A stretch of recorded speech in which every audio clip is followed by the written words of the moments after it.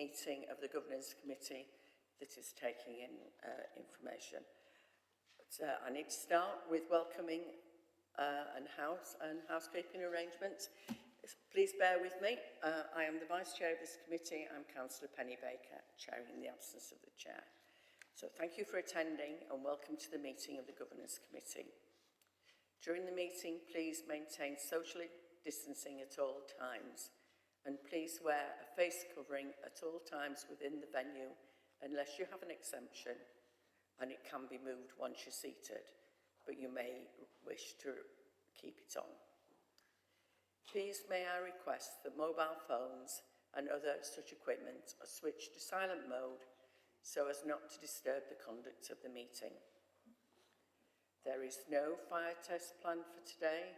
If there is emergency evacuation, please take instructions from the Town Hall staff. The assembly point is Tudor Square. Today's meeting is being live streamed for public to view. So now we're beginning. Please can I ask members to introduce themselves? Starting with Mary. I'm Councillor Mary Lee and represent Darnell Ward.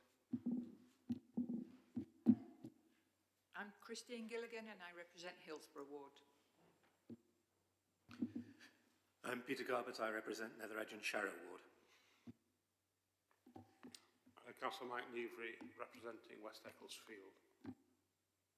Councillor Mohammed Maroof, representing Crooks and Crosspool. Thank you. Can I please now officers to introduce themselves, starting on my left. Go on. Hello, I'm Alexander Pollock. I'm Assistant Director for Governance.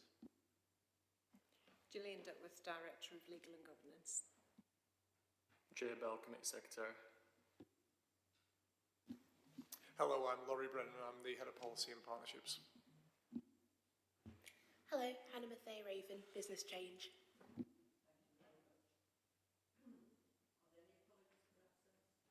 Chair received apologies from Councillor Julie Grocutt, Sean Edmire Richards, and I've been informed Sue Alston could be late.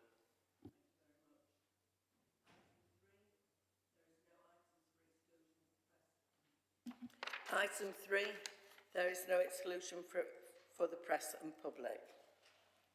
Item 4, are there any declarations members wish to declare of interest of any items of business on the agenda? If so, please ask and refer to the item of business. No. Item 5, public questions and petitions. There are no public questions and petitions. We're going to now start on the inquiry, and we start with item 6. And we are actually a little early. Is Ruth Hubbard available? She has also made a written submission. Okay, so just wait a moment. After that, it'll be Dr. Karen Ford, who has also put in a written submission, as has Nigel Slack. So it'll be 3 in a row, starting with Ruth.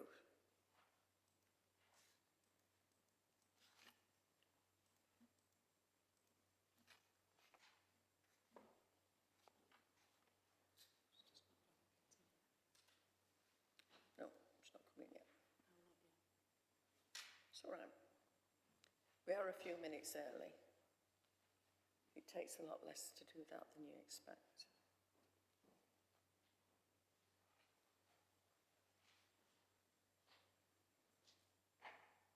Silence is golden.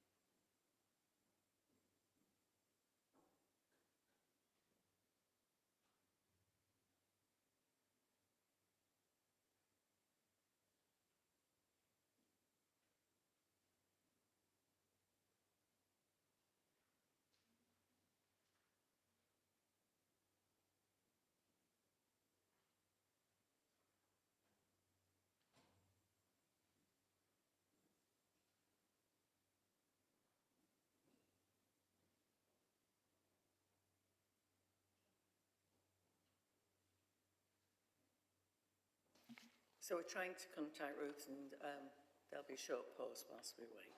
Apologies, people.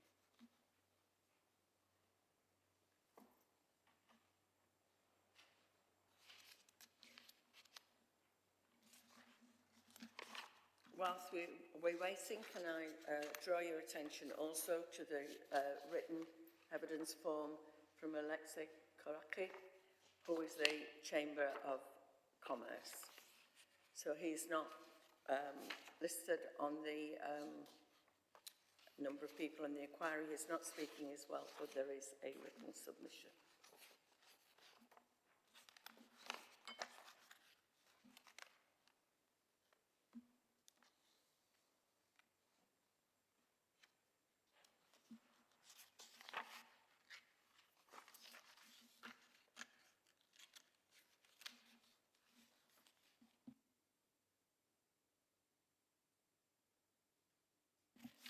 Whilst we're waiting, shall we quickly go through her submission that we all have? Has everybody got a copy?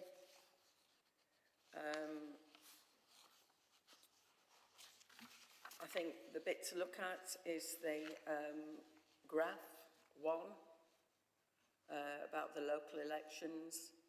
She's pointed out just how many people haven't voted, and also in graph 2, and referred and sort of for our information in graph 3, she's listed the percentage in other core cities.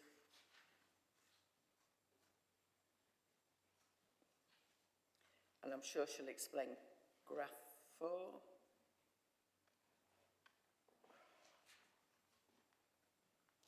Which I'm not quite sure about myself.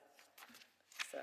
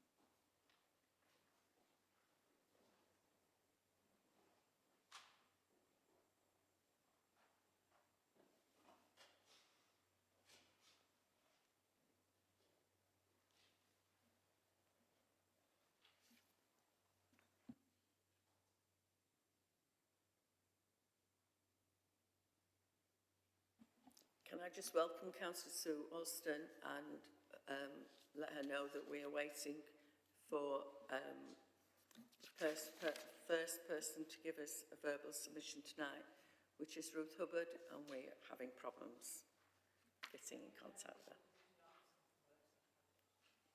No problems.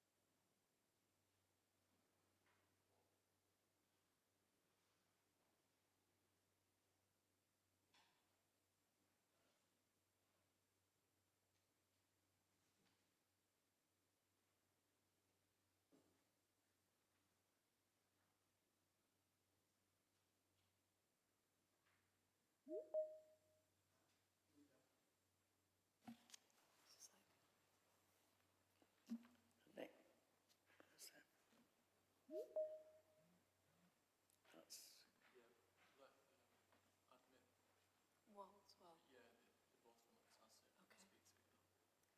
So who's the gentleman?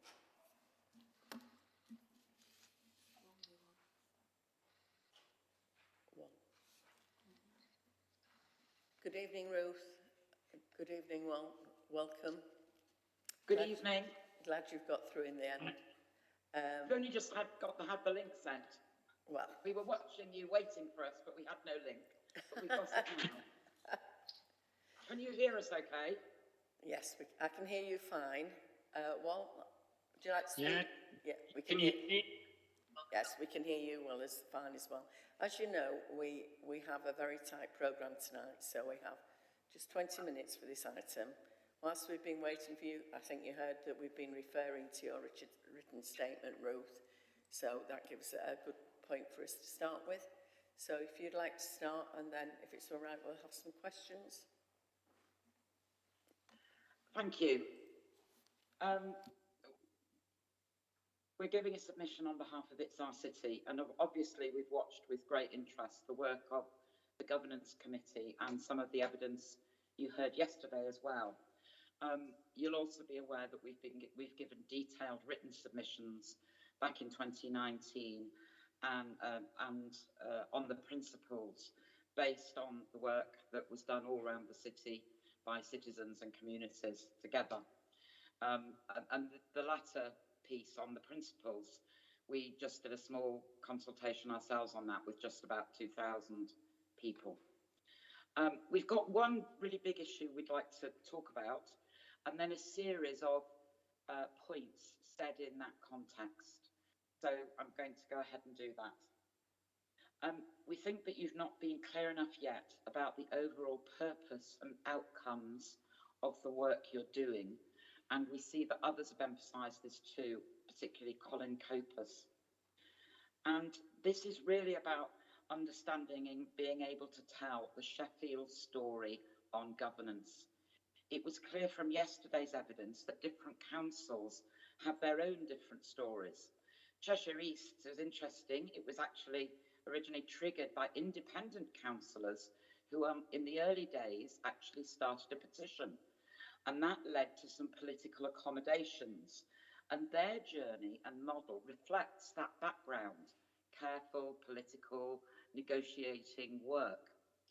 Kingston's is different again, and perhaps reflects a slightly less politicised context and an emphasis on efficiency and transparency. Brighton's, different again, clearly about a long-standing commitment, deeper local democracy with their vibrant, participatory, citizen-involved and active local politics. And indeed, Brighton expresses this by talking about its values in its constitution. So we think you should be more Sheffield and really need to tell a clear story about our governance journey. And of course, that's quite challenging because the work of citizens and communities has been integral to that journey.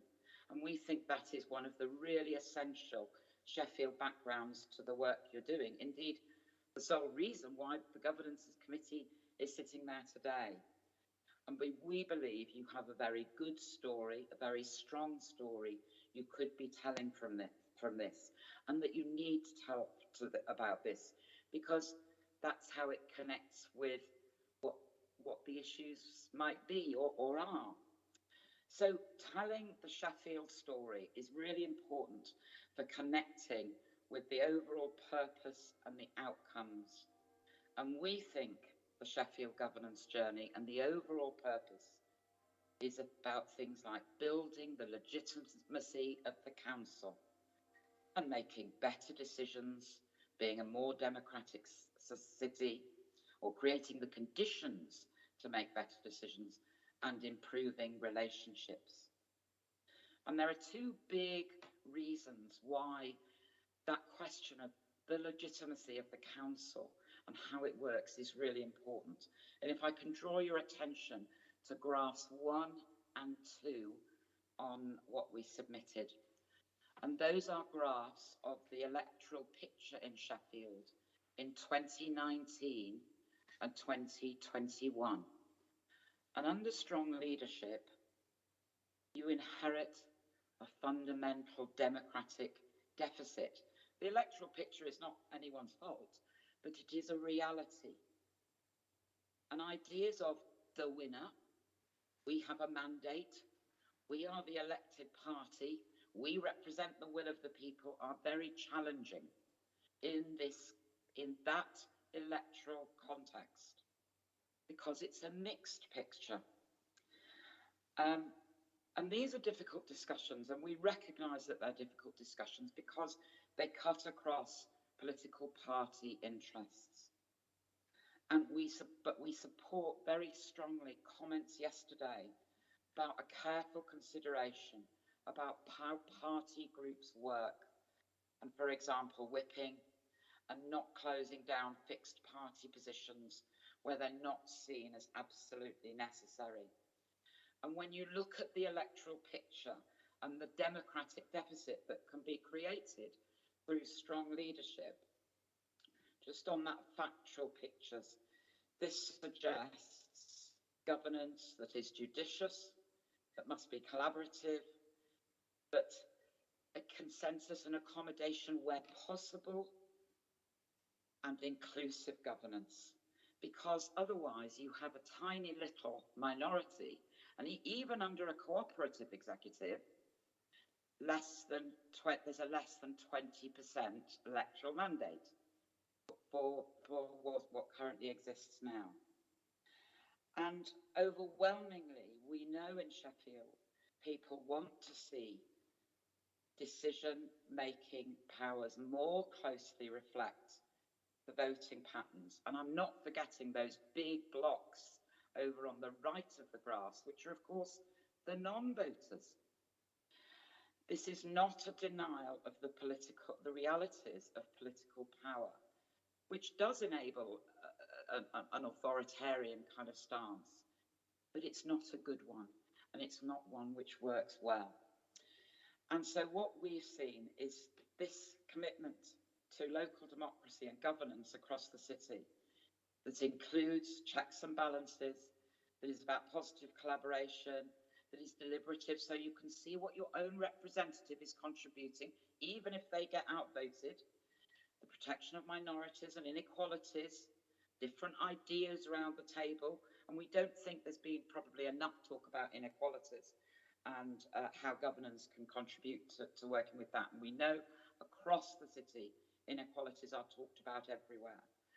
And citizens and stakeholders as vital to a healthy local democracy. So this is not about denying political realities, but it is about building legitimacy, electoral and democratic legitimacy, and so that the council can be stronger. So that's the electoral picture. The second big issue around this question of legitimacy and about the Sheffield story is about the widespread loss of confidence, trust and faith. And that does, and a sense of great disconnection. And that does come out of some very difficult circumstances. And people, of course, mentioned the trees yesterday, quite rightly. But that big story is mirrored across the city in little stories that perhaps didn't get so much coverage. And so governance change should be understood, big purpose, about a project of building legitimacy of the council to do its work. And we know, we think, we believe, and from what people have told us, that the council will never be able to play the powerful and yes, truly strong role that all of Sheffield needs, it to, in harnessing the expertise and resources of the city until it builds back that legitimacy, that confidence, that faith, collaboration, trust, so you can have the proper authority you need as a council to lead. And everything else I'm going to say from this point is said in that context, and it's a series of shorter points, but really be more Sheffield, tell the strong story, and we know that that's challenging after how this has merged, but really that's really important for your purpose and for identifying clear outcomes. So Show us a shorter points. Communications. More than 6 months on from the referendum, there's been no outward communications, public, about the direction of travel, what you're seeking to do, the outcomes that you're pursuing. And that vacuum is a risk. That vacuum is dangerous for you as a council, because what do you think happens in that vacuum? And it's really important. We would really strongly recommend that you do some nice, strong external communications about the direction of travel, because that recognises you've grasped the context that this has been led by citizens and communities, and it's a failure to grasp the context if you don't do that. So we think it's really urgent, getting it really urgent, that there's some good, strong, positive communication, telling the story and telling people in Sheffield what's happening. Secondly, the answers to the more technical questions become much easier with a clear sense of purpose of what you're trying to do and the outcomes you're trying to hit. For example, it's very clear to us that you should definitely be considering proportionate chairs. The ideas about co-chairs from yesterday, very important, because they immediately start to be more inclusive, more what people would call democratic, and so on. And we thought the very interesting idea about different genders as well.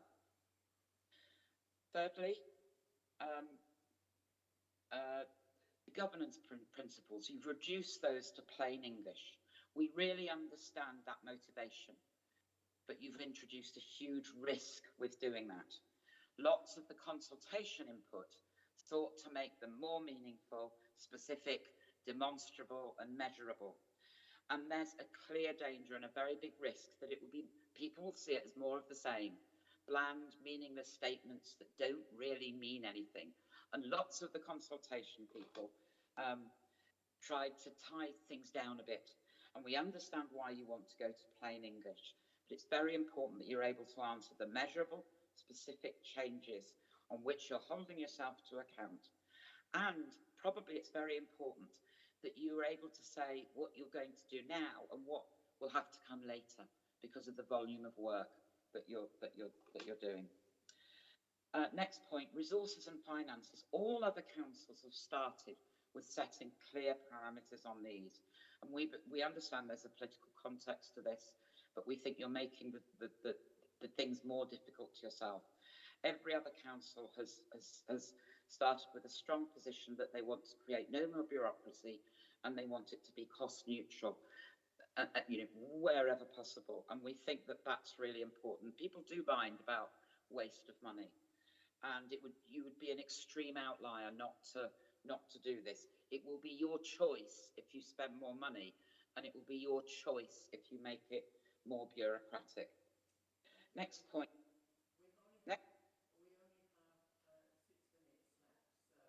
That's fine. I've got 3 more things to say. And, I noticed that you didn't ask Vicky questions yesterday, so I thought, well, if I use it all the time, it's okay. Right, there's a need for a real link. There's lots of talk. What happens to scrutiny? What happens to calling? The idea of lead councillors, the idea of an overarching committee. These are all elements of the old system, and this language we think is not helpful. For example, scrutiny actually means lots of things, and it means different things to different people. We think there needs to be a real shift into using different language. Scrutiny was introduced alongside strong leadership, and it was designed to call the executive to account. So we no longer have that system. We think using the word scrutiny is not a good thing. We think that the question should be, what goes into a good decision? Right? And most organisations don't have this rather weird separation of decisions and then scrutiny. They have a good understanding of what makes a good decision, what good policy making is, and then they have tight cycles of monitoring, review and evaluation. And that is the work of committees. We think that is the bread and butter of work and meets all the criteria for scrutiny, calling, etc., etc. One of the things about good decisions that is people believe it's inclusive and collaborative, and we want to mention stakeholders. Stakeholders have not been talked about throughout the work you've done, and I think you'll be hearing very similar things from the other people giving evidence today. The perception across Sheffield is that the council has greater difficulty engaging with stakeholders than they do with standard publication consultations, and that the council has favourites. And so stakeholders, as a contributor and a direct contributor, we believe there are very efficient ways that you could start with an absolute baseline, 4 or 5 stakeholders linked to each committee, commenting routinely on those committees' papers, integrated in, not great big machinery, and that could be a very easy baseline to establish. The process of governance change, we find it a little bit worrying because no one external to the council has been given a big role, and it doesn't give an indication that you want to change that. Now, despite having no role, we, for example, have talked to officers and we've talked to, at least in some form, representatives of all the different political groupings. But that's kind of despite not having a role. But we think that's part of the good story you can tell, and we think we're not alone. Other stakeholders have talked to officers and politicians, and that's part of the good story. And we're not cloak and dagger, and that's about being open and transparent. We've got thoughts on the lax, but I'm going to leave that. But we have got thoughts, but they were not part of the core governance change. And you've got yourself a very difficult job because you're trying to sort 2 major but slightly linked things at the same time. We have got thoughts if there's time for a question. You will not be able to do all the work you want on governance. We recommend maybe you establish a governance watch group, not all councillors, maybe 3 or 4 councillors and other key stakeholders who've taken a great interest and have investment in this process, that reporting to full council based on clear purpose, the outcomes and the longer term improvement agenda, which will of course run beyond next May and informed by the principles. Finally, people really hate those standard public consultations, and we have got slight concerns about the work of involved. When the work of, there's been a lot, the work of, it's about improving relationships, not continuing or doing better a more extractive, transactional extraction of processes. And on the stakeholder thing, the involvement of stakeholders, we've heard a lot about how the council has a role in calling other organisations to account. We haven't heard anything about how the council is welcoming input, critical friends working alongside the council, and we think that is part of the legitimacy issue. That build your legitimacy by welcoming input rather than concentrating on your authoritarian role. Thank you. Thank you, Ruth. We've got very little time left. Wal, do you want to say anything briefly? No, I'm just here to help with any questions. That is lovely. Well, we haven't got much time, but has anybody got any burn yes? Mike Leverty. Thank you, Chair. Just a couple of questions. One to do with your graphs. I'd be interested to know your views on graph 4 and why it is you see what you read from the vote share of ruling groups in the core cities. And secondly, a bit more information on the following graph about where the information came from. And finally, I note your comments. The information on graph 4 comes from the 2 commissioned reports, State of the Voluntary Sector 2016 and State of the Voluntary Sector 2018, published by Voluntary Action Sheffield and done by a team at the university. The core cities one is from figures in Wikipedia. Now that's slightly changed since 2019, but you will be very interested, I think, to note that we have had much contact with people, campaigners in Bristol, Leeds and Cardiff, who are down that lower end. Where you have a mixed picture, Strong leadership is really problematic. And yesterday, while you were meeting, Bristol City Council have voted to have a referendum on changing governance to a modern committee system from their directly elected mayor. And we find that not surprising at all. Okay. Asking you to be very quick, please, because the next member is actually waiting. Yeah. Next question was your comments on overview and scrutiny. You quoted Colin Compass as being putting some good ideas forward. He did say that we should keep the best parts of overview and scrutiny and make sure that's enacted within the new arrangement. Do you agree with that comment? I'm sorry, Penny, I couldn't hear that.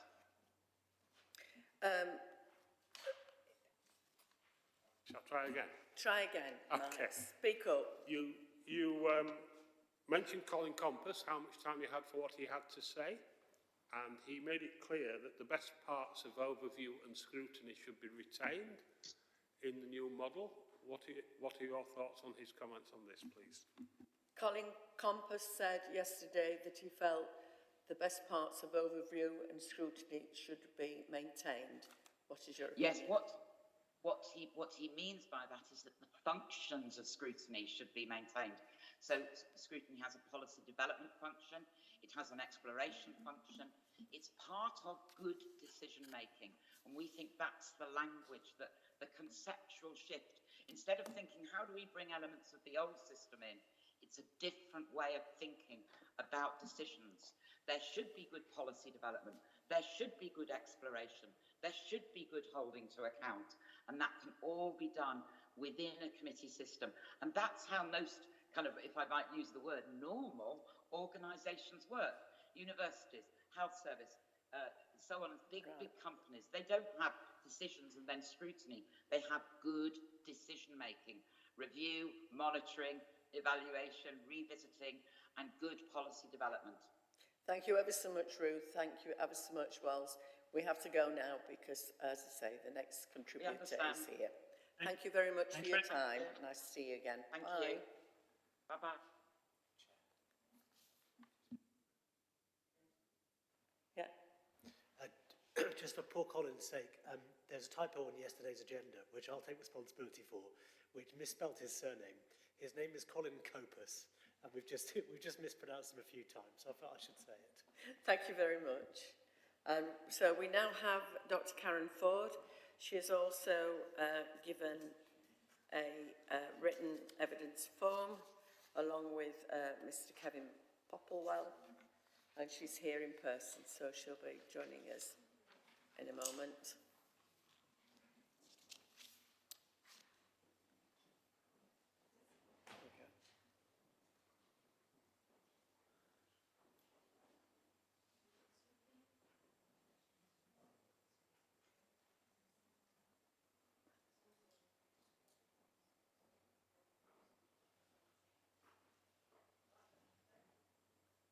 Hello, welcome. Sorry we were a little bit late. It happens on these occasions, I'm afraid, but welcome. Thank you for your submission.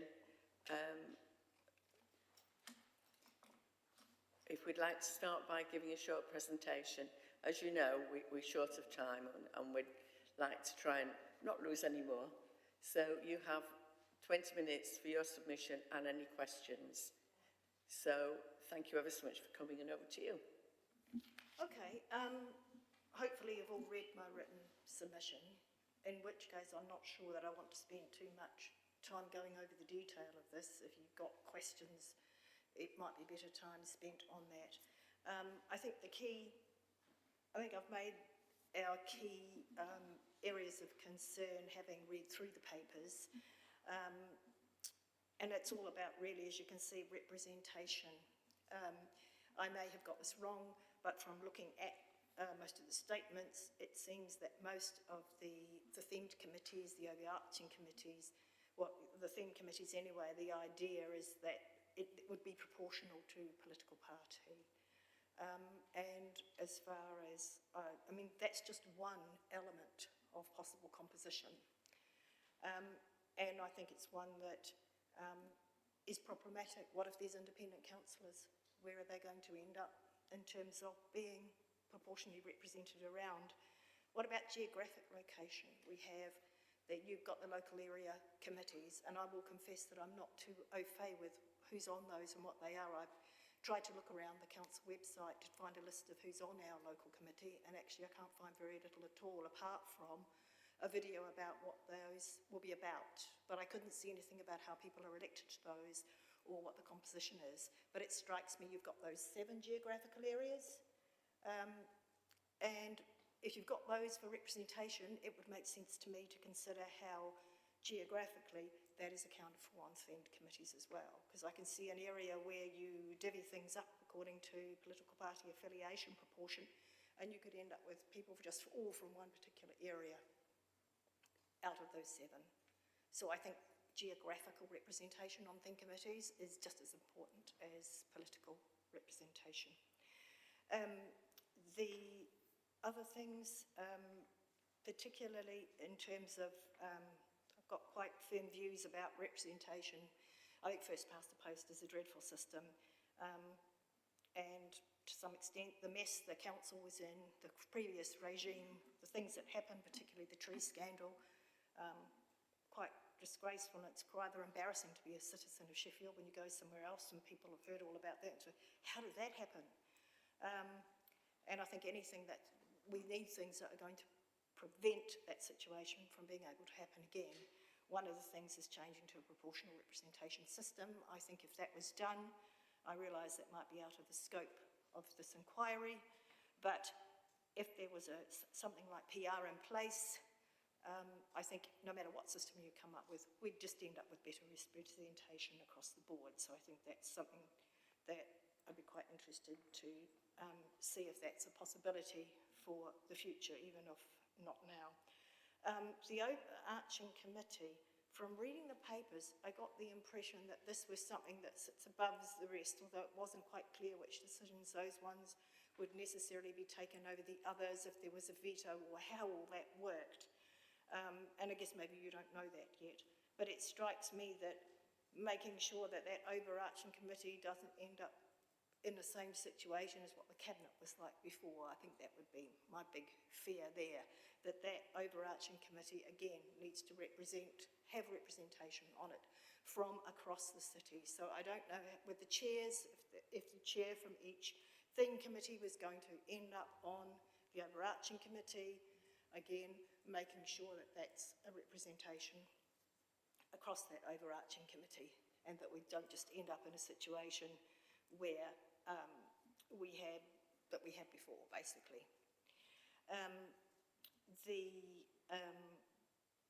So I'll be interested to see what the actual powers of that relates down to the themed committees, and I think that's something that needs to be really transparent to people when the final system is decided upon.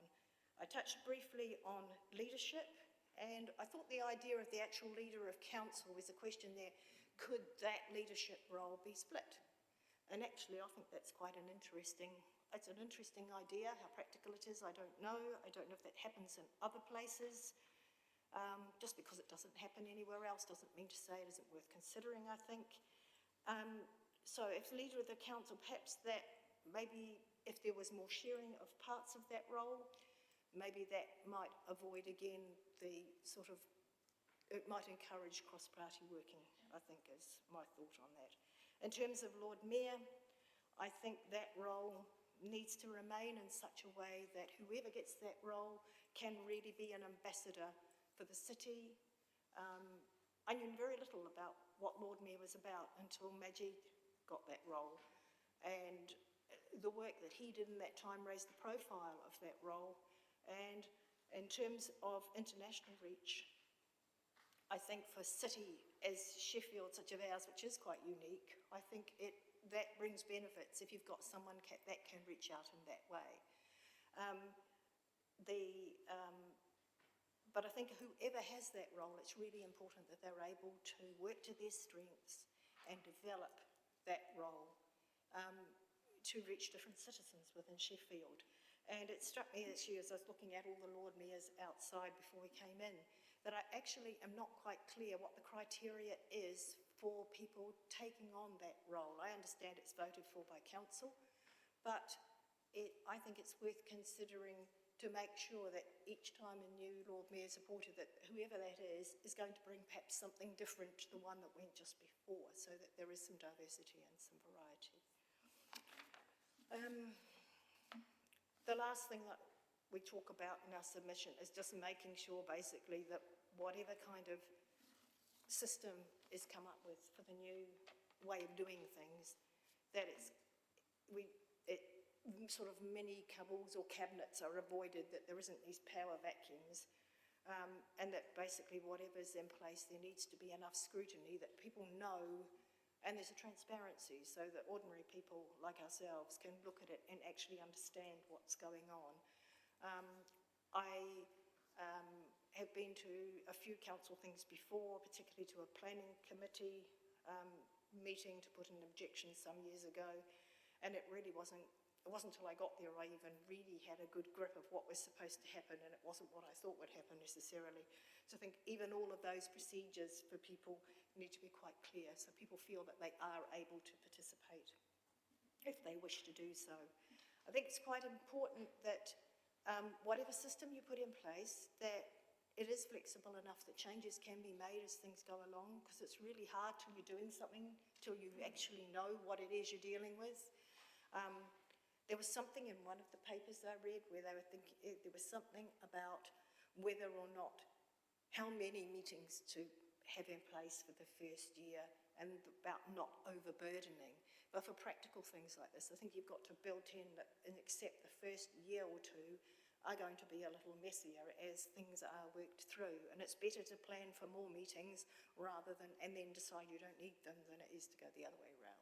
And I think you've got to be very careful that you build in enough flexibility, that you don't end up compromising the whole notion behind a better system, but you don't make the burden so big and so onerous as well that you can't make changes as you go. Thank you. Thank you very much. Thank you very much for that. I'd be very interested in hearing, I've got a few things to say, so I'll go through them, each of them, in hearing what you think the purpose of this change of governance model is. Obviously we have our ideas, but it would be interesting to hear yours. You talk about improving representation on page 3 of your submission, and it looks a bit there as if you're thinking about co-opting members. How do you make sure that if you're going to co-opt people onto committees, that that itself is representative? So that's one of the things I'd like to hear from you. I think my idea of the overarching committee, and by the way, that is by no means decided that we will have an overarching committee, would be merely to avoid different committees working on the same thing. There would be a few other duties assigned to it, but that would be the main one, I believe. I think your ideas on leadership are fairly interesting, and I hadn't thought about splitting the leadership role before, so that's something I'll be taking away.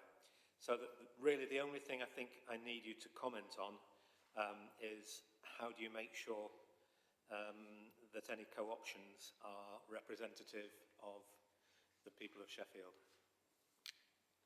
Well, I think you've got to adopt the same kind of principles in terms of geographic location, but also looking at, I don't know, at the profile of different people too, in terms of the representativeness, I suppose, age, gender diversity. But it strikes me you've got these LACs, which as I say, I confess I don't know an awful lot about. But if those local area committees really are, representative of those 7 areas, it would make sense to pull people from those. And whether you pull one from each, I know that might sound a bit much, but the city is a really diverse place, and there will be 7 different, even the kind of geographical chopping up that you've already done, even within those, the areas that are within the central for ours are still quite diverse within that, but I appreciate you had to draw some boundaries somewhere, but I think those probably would hold the best. At the moment, it would seem like the logical way of having that co-opting in. But certainly I assume you would have to have some kind of criteria. I know that could be quite tricky to do. But what co-opting looks like is something that I think you would need to think very carefully about. But I would see those LACs as being a mechanism for pulling those in. In terms of the Overarching Committee, so have I understood it that you're looking at that as some kind of communications conduit to make sure things run smoothly? That's one of the ideas that's going around, yes. Yeah, I don't think that was I didn't pick up on that particularly from the papers. But that is a role to make sure that people are talking to each other, and that's a central way in which that can happen. That does seem like a reasonably sensible thing to do when you've got that number of committees in place. Thank you. Councillor Mohammed? Thank you, Chair. I think you touched upon a proportional representation. I mean, we all have concerns about electric engagement in this city, which is not very good, I don't think. And some of the research that's been done is clearly pointing out the fact that we're not as good as other core cities. Do you think one of the reasons could be that we've got into a situation where people have pretty much lost trust or transparency in the system that we have at the present time? And if proportional representation was brought in, I'm not saying it will, although I'd be a very good advocate of it, but would that change, do you think, in your perception, people's engagement in the system? Yes. Yeah, the thing with proportional representation is it clearly does provide better representation in terms of if you're looking at a system whereby you've got voting for a person and a party vote, or just simply on the percentage of voting, like we had for the European election, people know that however they vote, it will actually count for something. And I think in terms of people feeling like it's not difficult to make an argument that actually your vote really will count now, so be careful how you vote because it will make a difference. And I think that it's important that with a change like that, people do understand that actually it really does matter now. That's a good thing. But I do think you're right on that front that, I mean, I think for our national elections, it's the same issue. People just have, a lot of people don't vote, and there could be number of reasons for that. But if you're in a place where it's a first past the post and a very kind of safe seat, it doesn't matter what you vote, you're going to always get the same thing. So I think the thing with the proportional representation is it does look, from my perception, is that when you see a voting system like that, I feel that I've got more trust that the actual political system is designed to be representative. Because I don't know how you could argue anything different with a PR system. I mean, you end up with the percentage of whichever system you adopt, you just end up with people getting to some extent what they voted for. And I think it's easier to engage more people if people really believe that it's actually going to make a difference. And you see lots of arguments against PR and things, but the point is that with a PR system, you will get what people voted for. And if people really feel that one particular party is better or one particular person is better, however you decide, whichever system you decide to use, people know what vote, I think at this point is people know what their vote means and what impact it can have. And I think that does help with voter engagement.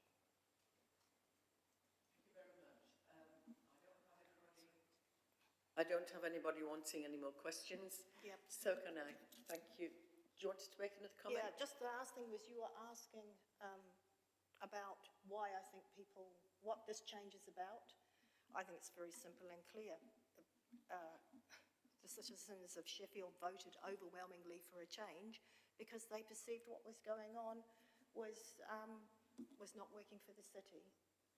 And the previous cabinet system that was in place basically enabled a number of things to happen which are quite frankly, as far as in my perception, is bordering on corruption. The things that happened with the trees in Sheffield, It was bad enough that some of those trees were chopped down, but to try and prosecute councillors for trying to do the right thing is just unbelievable. Prosecuting people who are just trying to do what should be done is, you almost couldn't make it up. And as I say, it's quite embarrassing that people, people from other cities have said, what was going on? How was that even allowed to happen? And that's because the system we had in place did allow that to happen. And I think that really, at the end of the day, I think it is, if it perhaps had not been for that particular issue with the trees, we probably wouldn't be sat here now. So I think people truly had had enough when they saw that, and that was the thing that made them think, well, actually, we can make a change, and it can be a change for better. So I think people do want to be represented properly, and I think that people feel that they vote for the people in the award, and there's an expectation that when you vote for someone in the award, they're going to have a say, they will represent you. Whereas the system that was in place before. Thank you ever so much. We've run out of time now. We've got the next person waiting. Thank you for your contribution, and thank you for coming here in person.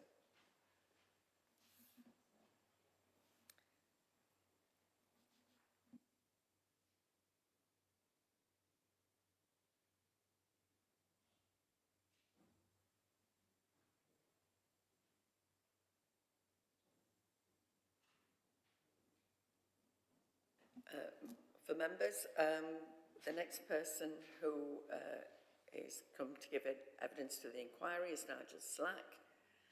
I don't think he needs any introduction, bless him. He has also made a written submission. It says here, but I haven't seen one, but I'm sure he has. Right, thank you very much. Good evening, Mr. Slack. Welcome. Good evening, Chair. Thank you.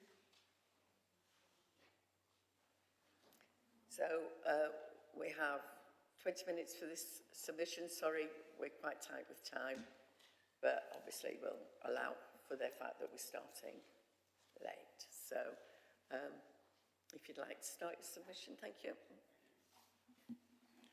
Thank you, Chair. May I say, evening all. It's not often I do an evening session in here, and I thought I'd get my diction of Doc Green in first. Okay, I want to try and keep this as brief as I can. I've essentially got 3 key points I just want to address. The impact of party politics, changing of culture, and briefly the structural framework, though my written submission covers that in much more detail. As far as party politics is concerned, parties being able to put aside party politics for the best interests of the people of Sheffield is a key determinant of the success of this transition. I want to highlight some comments from yesterday's evidence by Professor Kopus. I quote, "The expectation of loyalty to decisions made in private party group meetings conflicts with the expectation that a committee will operate as a deliberative forum.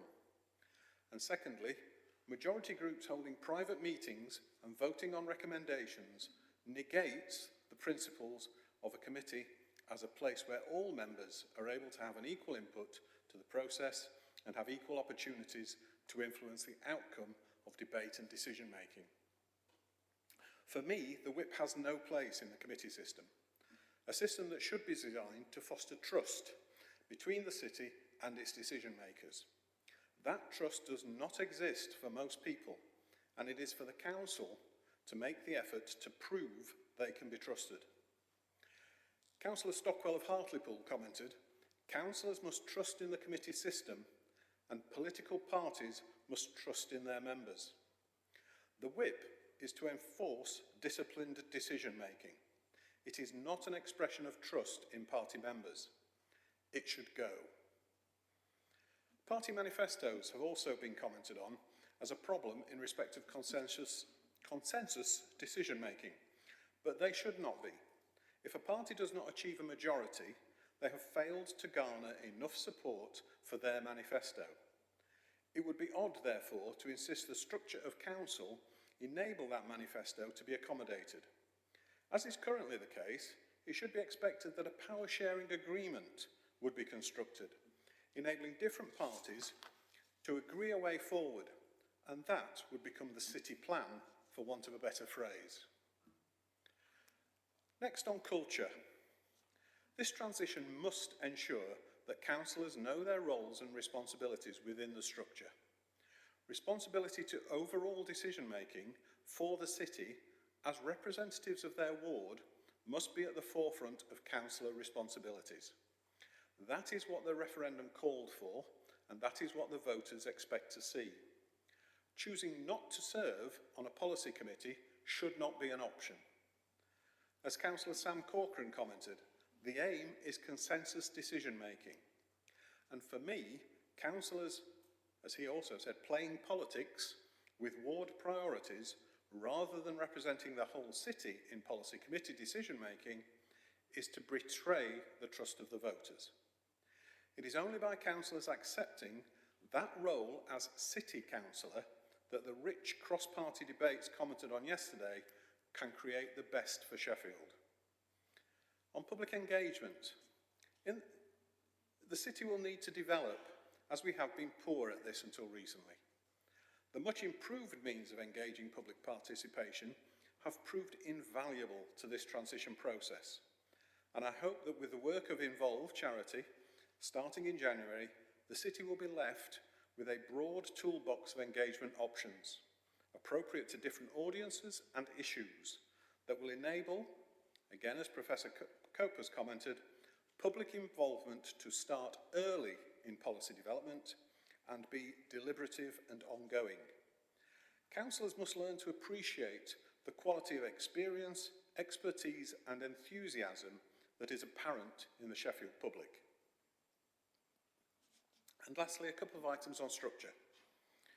Urgent decisions. Witnesses yesterday seemed to conclude that urgent items were few and far between. I'd be interested to know how many has Sheffield dealt with since the May election.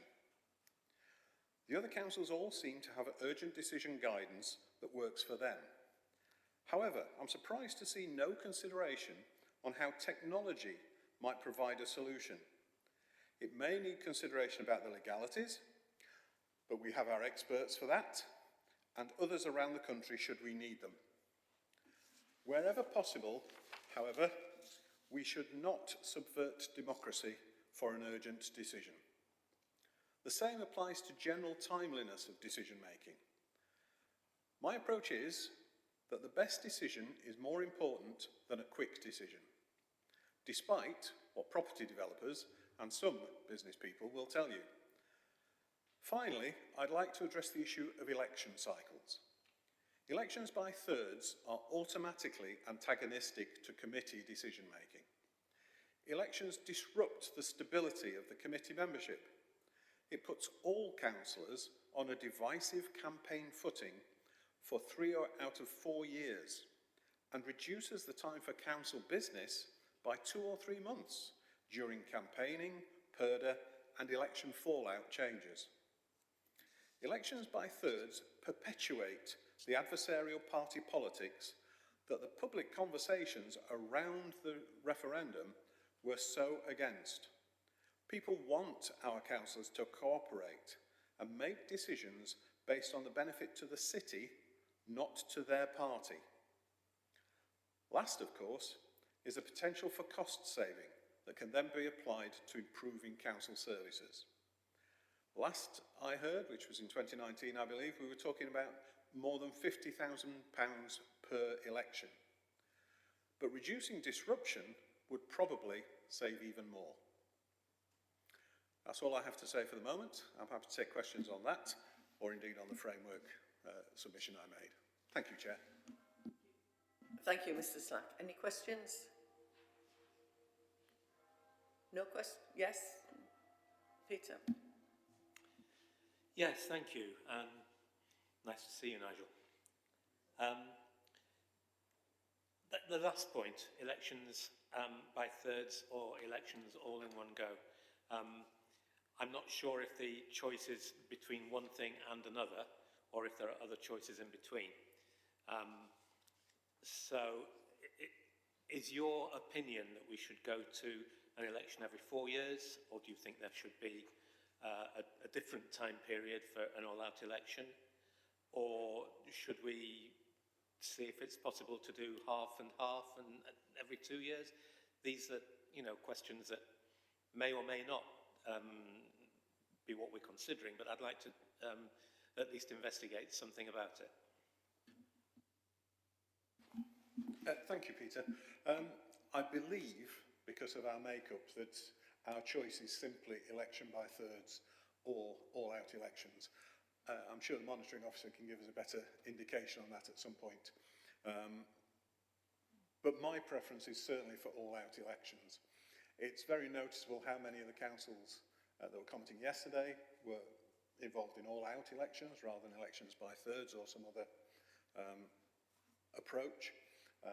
And it is becoming more and more the way to actually hold elections in particularly metropolitans.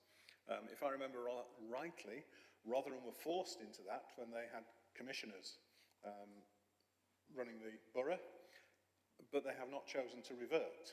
They are still holding all out. Doncaster has had all out elections for a significant period of time.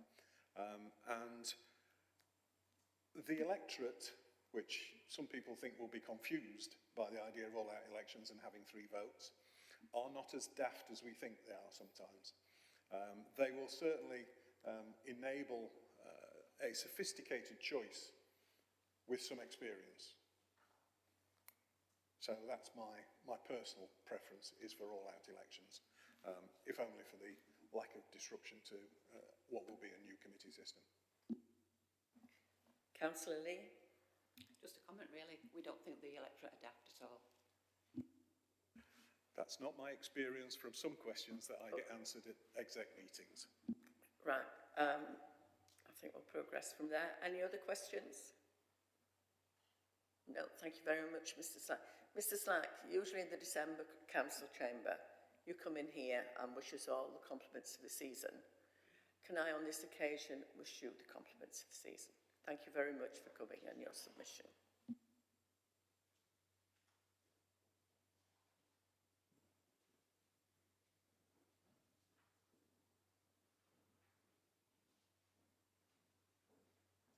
So now we go to item 7, which is the co-chair's report. As we know, Councillor Dale is not well and not with us. So can I start with you, Alex, please?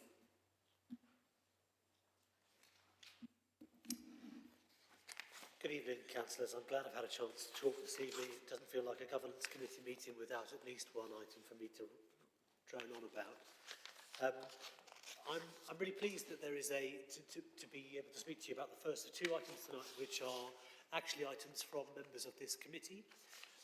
Both of these items, this one about the co-chairing and the other one on the agenda, which is a report from the Transitional Committee chairs, are both, I would say, early input from experiments that the council has decided to run during this transitional year to try out ways of working and to feed that back into your design process.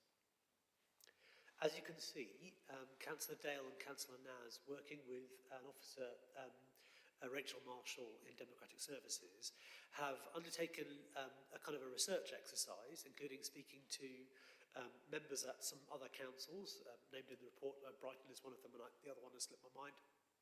And also speaking with members in this authority who've been co-chairing some meetings, notably licensing, for some time now. And beyond that, they've done a little bit of kind of desktop research about how this could work from a constitutional point of view. You can see that the recommendation is that this is given serious thought for the future system in Sheffield City Council, because they have found a number of potential benefits to it. I think I ought to mention that they've left some caveats. They've said, here are some things we've not yet answered, but I think really they're details. Overall, the finding is favourable.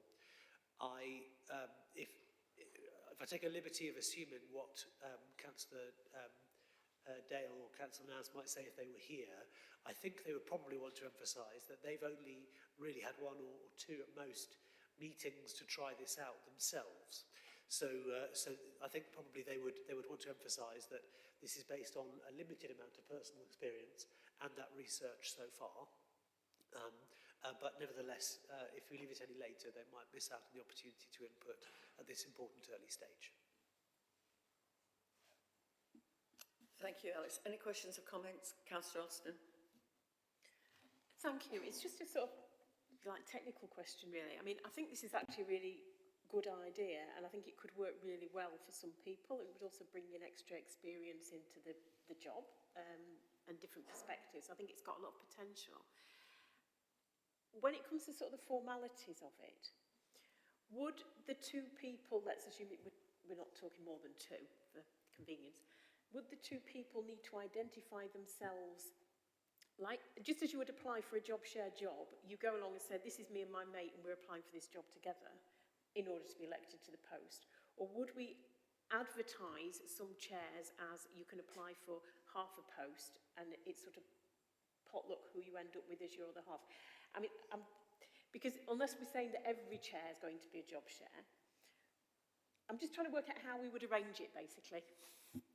Can I sort of add to that? As someone who has managed people who are job sharing, it is a matter of the individuals. Some individuals just can't cope with it and struggle with it, and we've got to allow time for them to communicate as well in any other way, because they need that option to keep the communications going.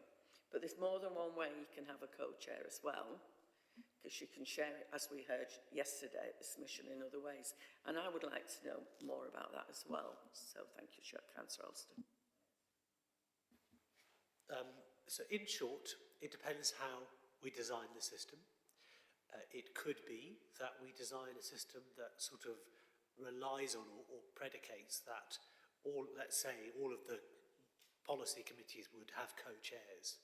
There might be something about that which the council likes, and some of the comments you heard yesterday were about enabling there to be more members, each of which is kind of a lead on a specific subject matter area. So you might want to say it's important that they are all co-chairs, and we'll design it that way. There might be some committees where you say it's important that they're not co-chaired. It might be for a different reason. I expect appointments to the chairmanship roles to be done by full council. The way that appointments have worked so far is that the group has put forward two people for one chairmanship position in some areas, or the council has put forward two, and the council has agreed to vote them both in as co-chairs. So I imagine it's been a fluid process about whether people wanted to be co-chairs or were asked if they would be co-chairs or quite what. But I suspect that the choice in front of you as a committee is whether to recommend it be baked in to the structure, or whether to let it be a fluid thing that is sometimes done and sometimes not done. Do you want to add to that, Gillian? Thank you, Chair. Just to add to that, I think that there's possibly two things here. I think there's co-chairing of a committee and there's job sharing of a councillor's role. So I think there might be two things that we need to try and address, or the committee might need to try and consider, because I think that they're quite distinct. If you co-chair, you'll still have a full job to do, whereas the idea of job share is that you only have half a job and reduce responsibilities. We might need to look at that in a little bit more depth, just to understand exactly what that is. If it was job sharing a councillor role, I'd expect the groups to be putting pairs of people forward, perhaps, to fulfil those roles. Thank you. Peter? Sorry, can I just come back? Go. Yeah. I just think that's obviously something we need to add to our list of things to discuss at a workshop and come up with because I think we need to be very clear how that would work and how it would be elected, how those people would get those roles before we go. Spot on. Peter? Thank you.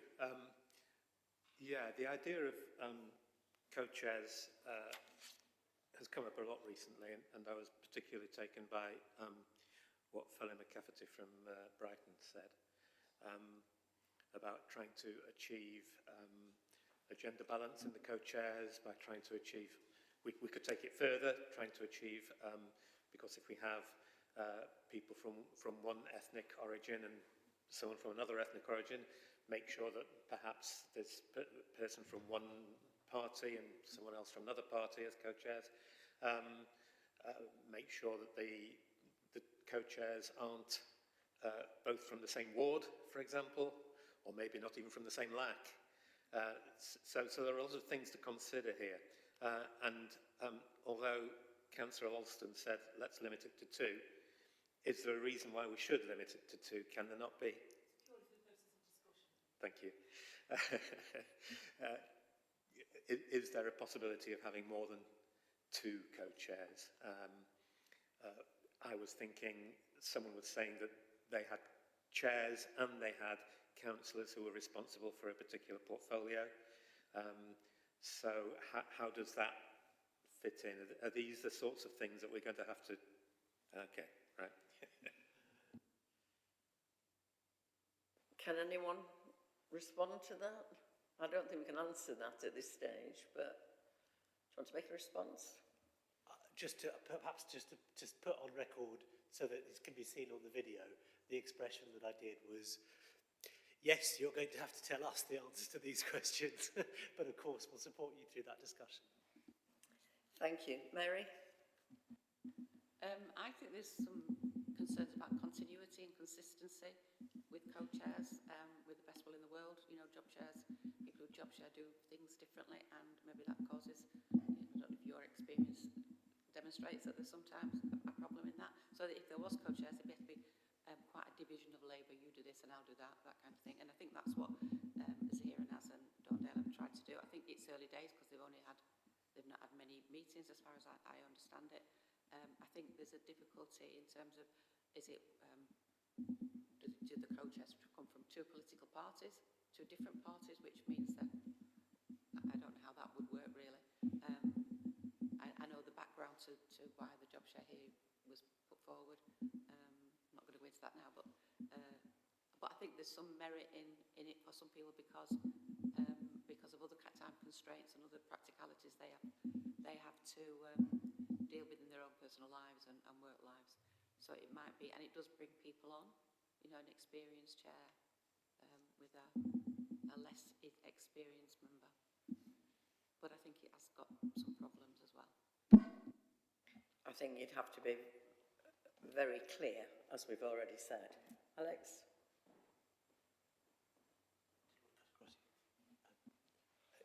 Perhaps it would just be useful to clarify one thing, and I think the point that Monetary Officer made a moment ago about the difference between a job share and a co-chair is important.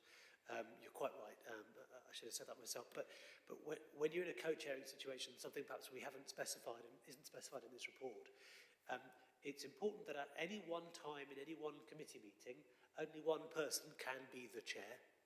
And only one person will have the casting vote that the chair would have.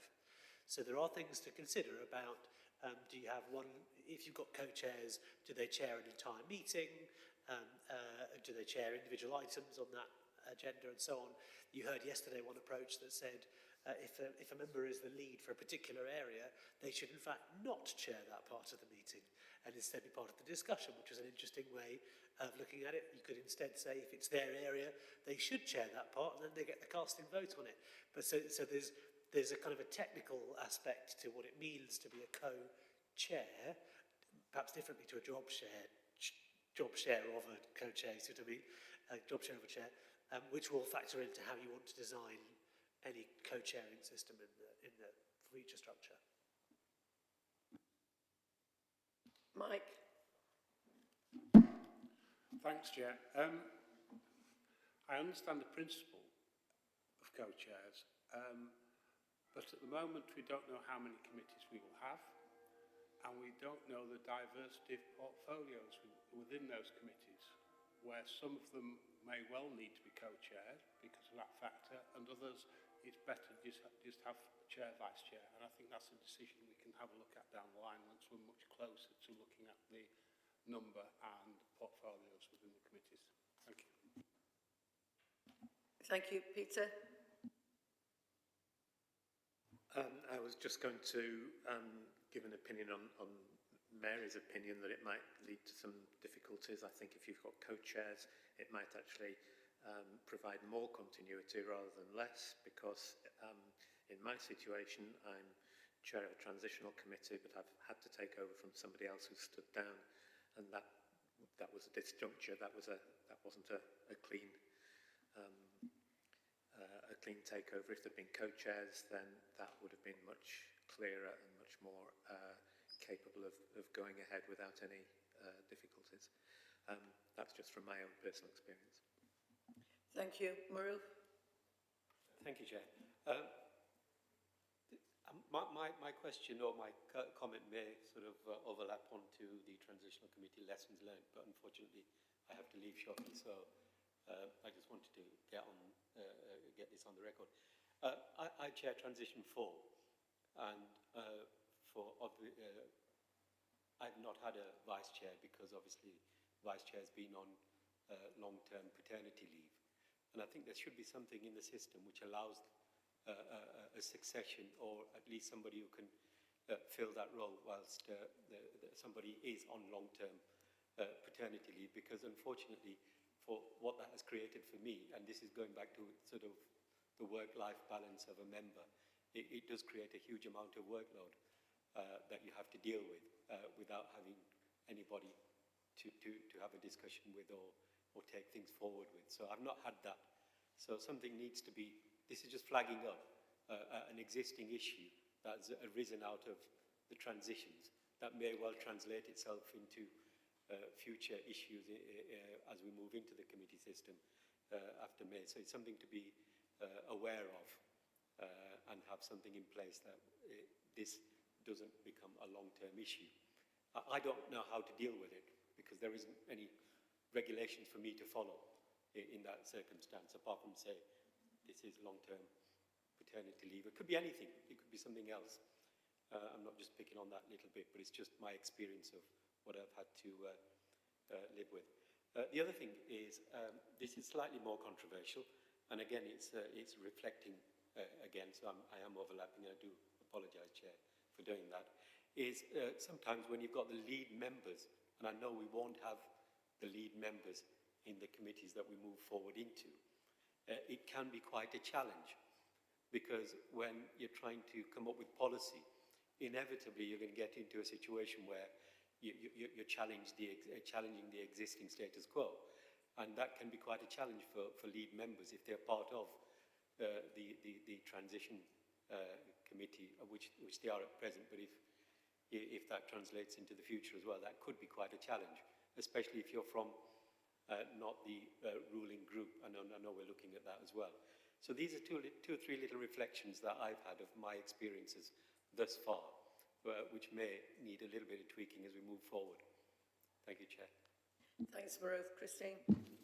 Yeah, I just wanted to say overall, I like the idea of co-chairs, and I was going to pick up on Councillor Levery's point that we don't know how many committees, but whatever we decide, it is likely the committees will have a lot of work. If we look at our existing cabinet positions, they've got a lot of work, and there's 8 of those. So if we have less than 8 committees, there's a lot of work. And I just thought that the Appendix 1 on the co-chairing report gave a breakdown of how the co-chair worked and how you can split up the workload. And I thought that was quite a helpful thing just to bear in mind when we're talking about it. Thank you very much. Any other comments or questions? Then that's the end of that item. And we move on to time to reflect.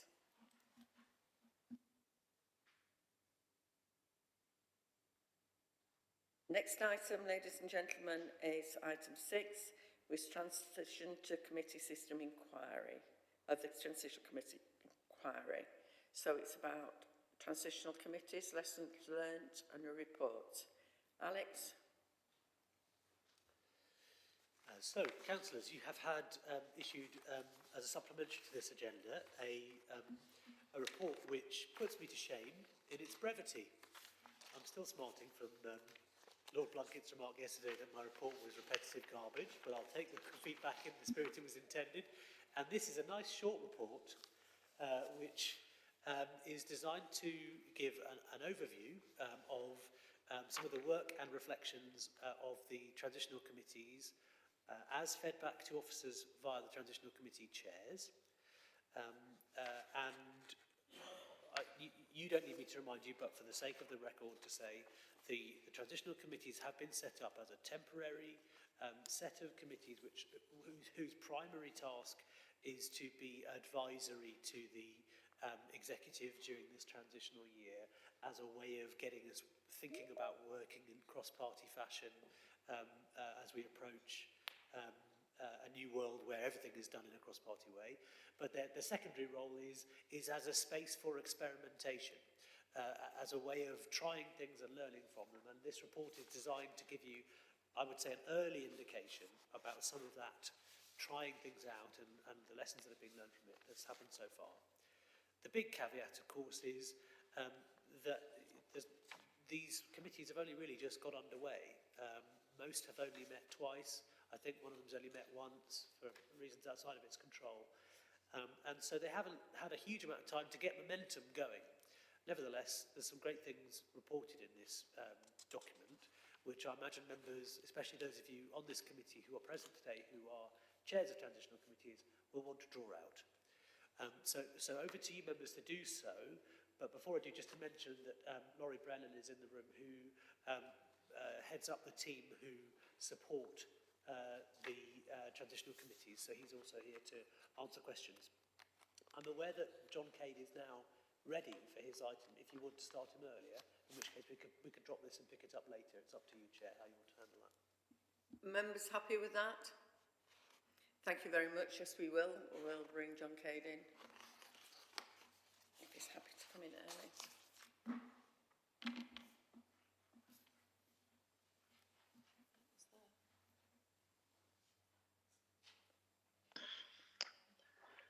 Good evening, John. Thank you for attending. We are, as you know, sticking to a timetable, and if it's all right with you, if you'd like to address the group, and then we'll ask some questions afterwards. That's fine. First of all, can you see me and hear me okay? We can, very much so. Thank you very much. Jolly good. Well, whilst I'm shown as a member of the Institute of Local Government Studies, the point I would want to emphasise is my career has been as a local government officer with 4 authorities, London Borough of Southwark, City of Southampton, Lothian Regional Council and Birmingham City Council. And I suspect you can see my picture on the big screen. You'll realise I'm not actually a spring chicken at all, and most of my career has been under a committee system, working with a committee system. So whilst there's no return now to a committee system, because things have moved on in the world, in local government world in the last 20 years, I think there are some lessons that can still be learned from that committee system. And with your agreement, I'd just like to highlight 3 of those areas and then invite questions around them. And the first of the issues that I'd like to raise is the issue of culture and structure. I think you've been receiving evidence from Jackie McKinley and a help from Jackie McKinley, and I'm sure she's emphasised the importance of culture as well. And certainly moving to a committee system won't automatically achieve the changes that you and residents of Sheffield actually want. The culture is really, really important. And what I'd just like to emphasise there is the role of the committee chairs. I worked with a number of committee chairs. Just if I can highlight one in particular felt that a good committee meeting was one that was over in 45 minutes. That's what members wanted, a quick, efficient dealing with it. She would actually deal with the chief officer beforehand and have the matters through, and so it would just be dealt with in that particular manner. And as we recognise, that would give no opportunity to properly discuss, to scrutinise issues which are coming forward, and to give the opportunity for discussion there. So it is really, really important, if you're going to re-establish the trust, and trust comes up so much with local communities and members, that chairs are your standard bearers in so much in the first areas, and it really is important to give them all the support, training if they need to help actually in relation to that. And I don't think it's unreasonable to actually come up with certain expectations for how long you'd expect a reasonable meeting to actually last, and how much you expect to get actually on the agenda. Here, pre-meetings are going to be really important, where the chair works with the officers to determine what is coming forward, and it's really important to get those pitched at an area where people can see that issues are being properly discussed, properly looked at before those decisions are actually being taken. So my first area is actually around the real importance of good chairing skills. The second issue I'd highlight is, I think you're possibly calling it the Overarching Committee. Some have called it a policy, some called it a Policy and Resources Committee. But what role that committee should actually have? If it is given the decisions, which essentially people perceive as what the Cabinet had, it would just be seen as a Cabinet, but just being given another name. But by some other token, if it's emasculated in other areas going elsewhere, it'd be like what there used to be the old General Purposes Committee, where issues went there where they couldn't find another home. I certainly lean that you do need, for a city the size of Sheffield, with your traction, your influence, you do need a committee that can bring together the key socio-economic matters that affect the actual city in relation to it. Under the old committee system, a word that invariably cropped up was silos, that members got very, very committed to the committee they were sitting on, and would sort of promote that particular one, often at the expense of something that would bring forward the overall areas of bringing areas together. So I think it's really important how you consider the balance of that particular committee and its actual role in relation to it, a very important area. The third area I would actually mention is the number of committees you have and the capacity of members and officers to actually support that.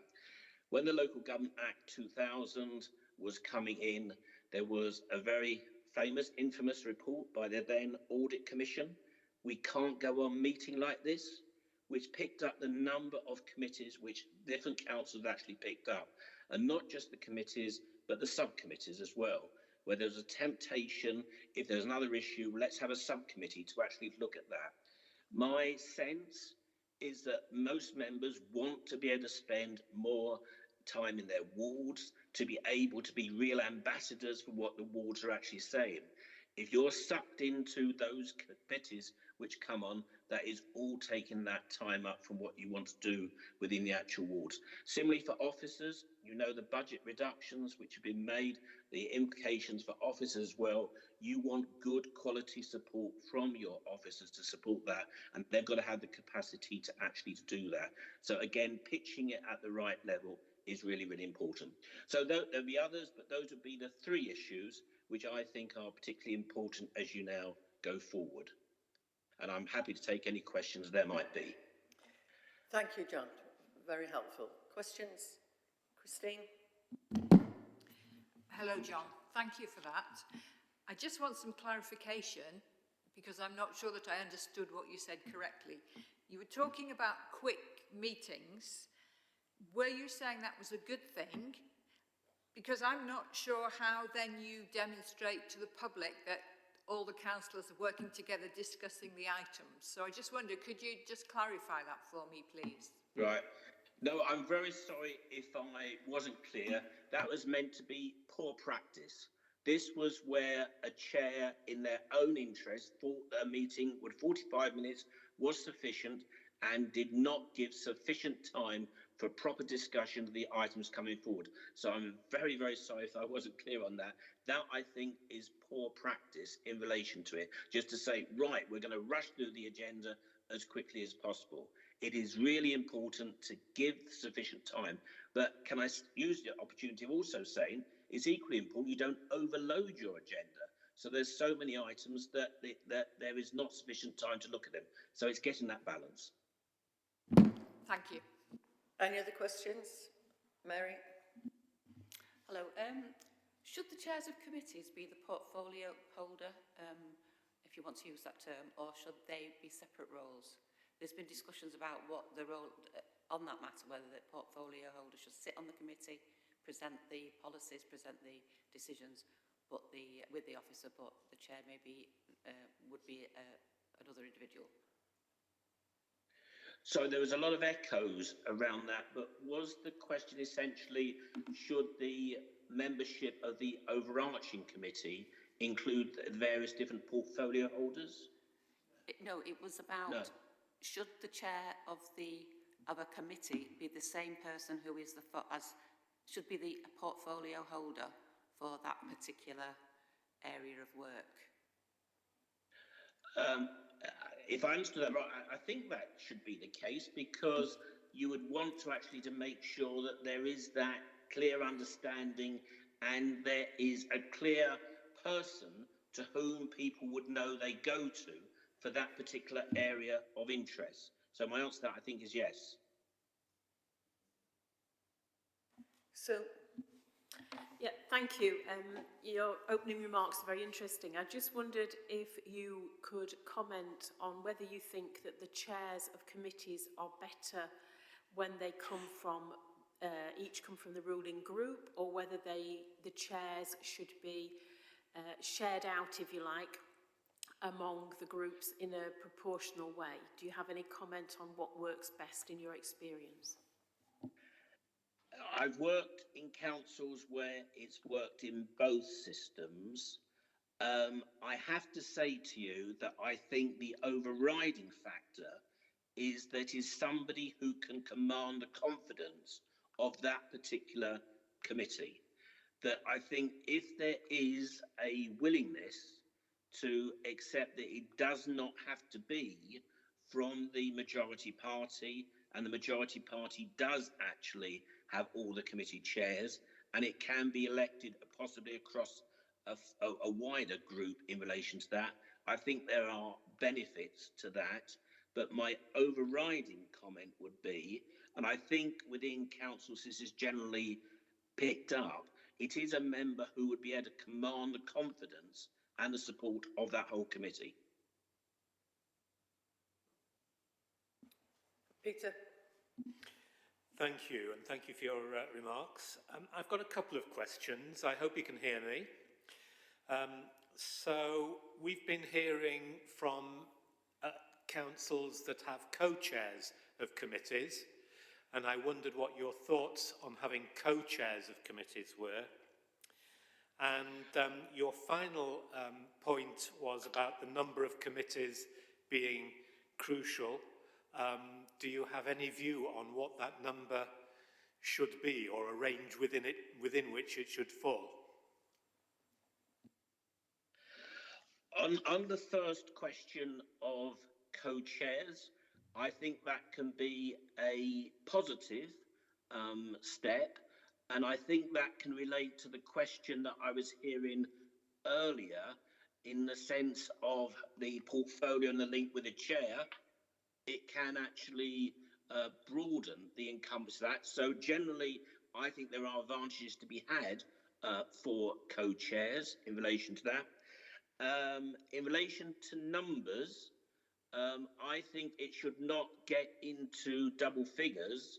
Obviously, you've got your regulatory committees, which will be separate, and you might have separate scrutiny committee for health actually around that as well. But for your policy committees, I think you should concentrate on trying to keep them smaller in number, and certainly within a band, I think, of single figures.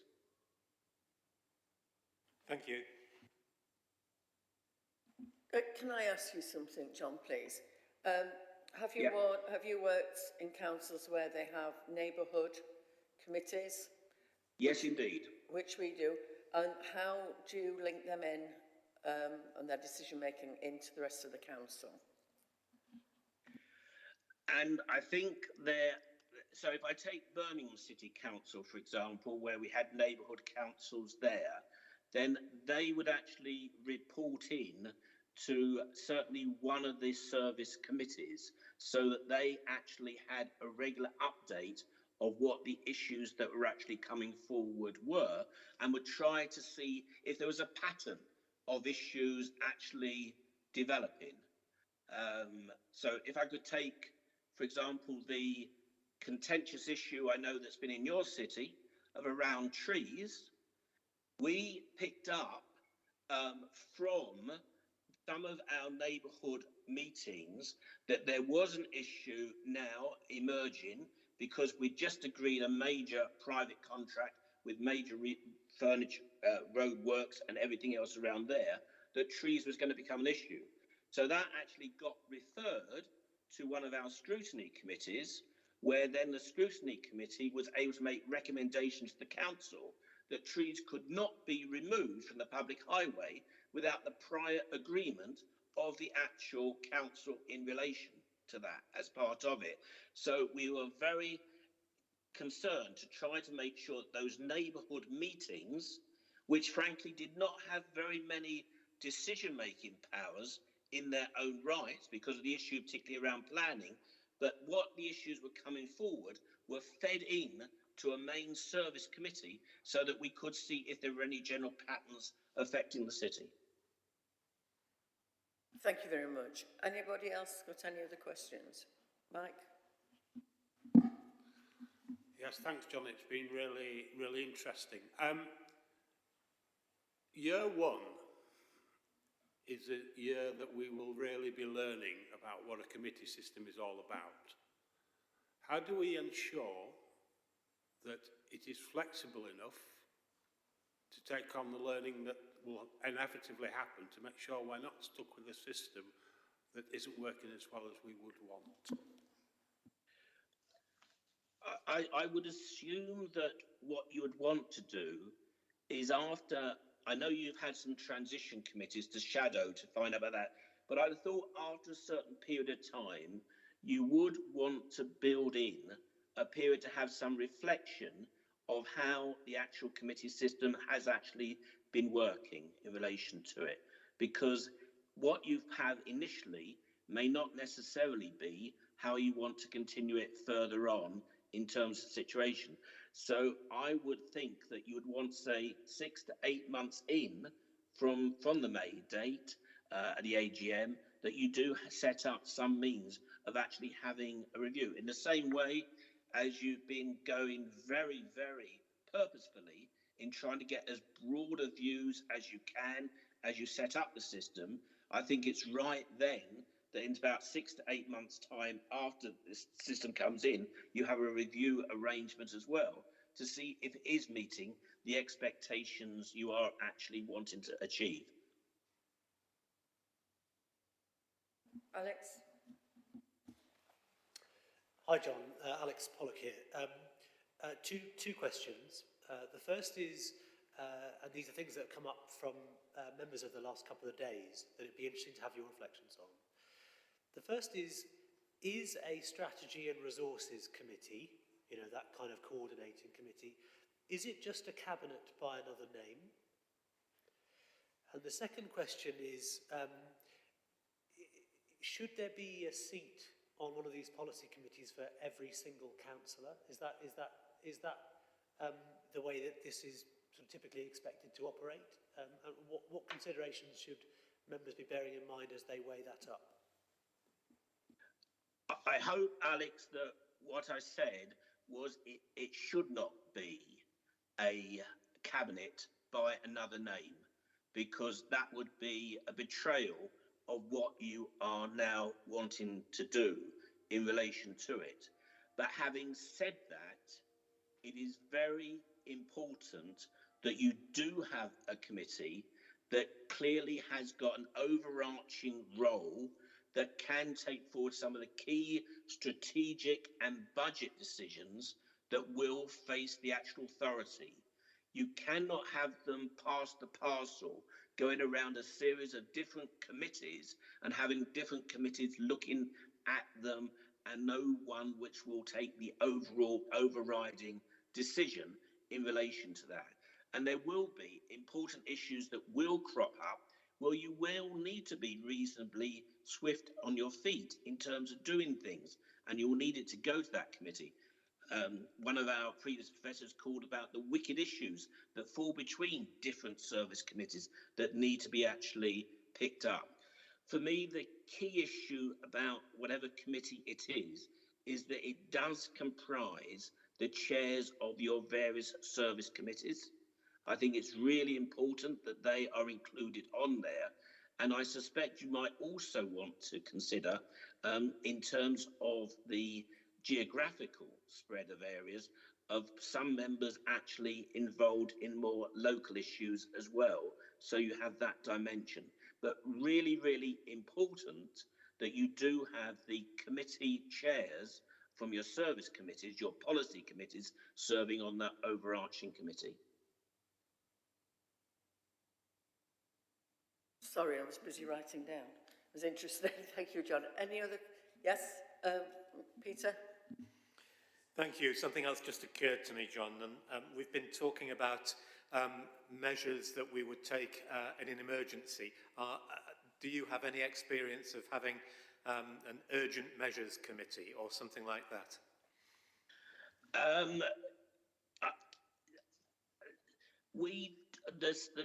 The councils I've generally worked in, there was for very, very urgent matters, and obviously you need to have good ground rules for what are urgent matters in relation to it, is where you did have delegations to an officer in consultation with the actual committee chair.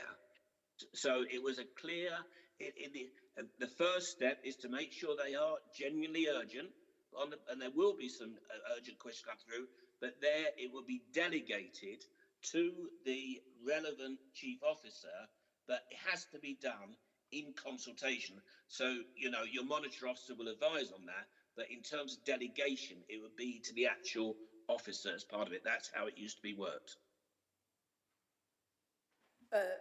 John Ellis wants to come back on his second question. Just bear with us a moment, please. Okay. Sorry, John. It was the one about members are weighing up whether or not there need to be enough seats on all of the policy committees to accommodate every single councillor on one of them.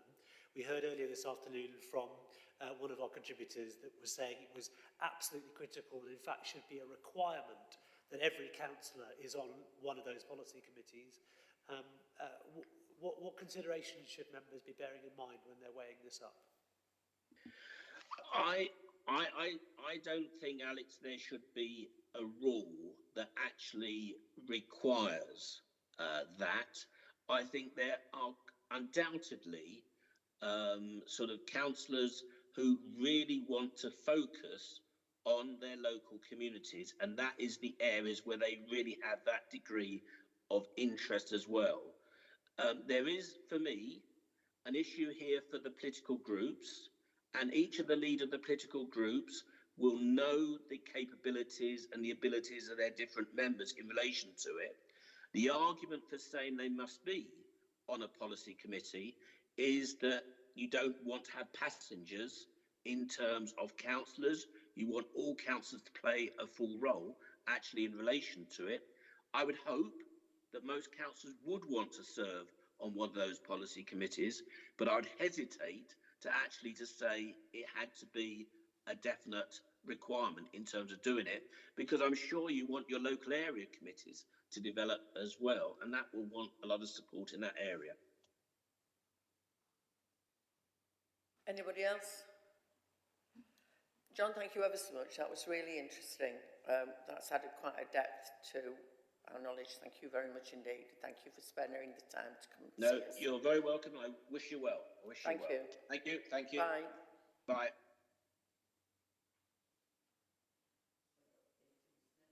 It is now 25 to 7. We have a wait till 10 to 7 before Matthew Wood comes. Do you want to go back to the transitional committees? Yeah. So members, I think we've reached the point where it was over to you for a discussion of the paper that's in front of you, and perhaps for any of you who are chairs of transitional committees to comment, bearing in mind that, as I mentioned earlier, Laurie Brennan is also in the room, who may also wish to add or help to answer any questions. Any questions or comments? No? No questions? Oh, Christine, I didn't see, sorry. It was a bit of a late hand up, sorry. Yes, I think we've already kind of discussed one of the questions that was left there about overlap about across committee portfolios and how will it be dealt with. I think John Cade gave us some interesting comments there about the role of the overarching committee. So that was really the only comment. It's not significant, but... Any other questions or comments? So, hello. Come on, Laurie. I shouldn't have sat so far away, Chair, should I? It's my fault.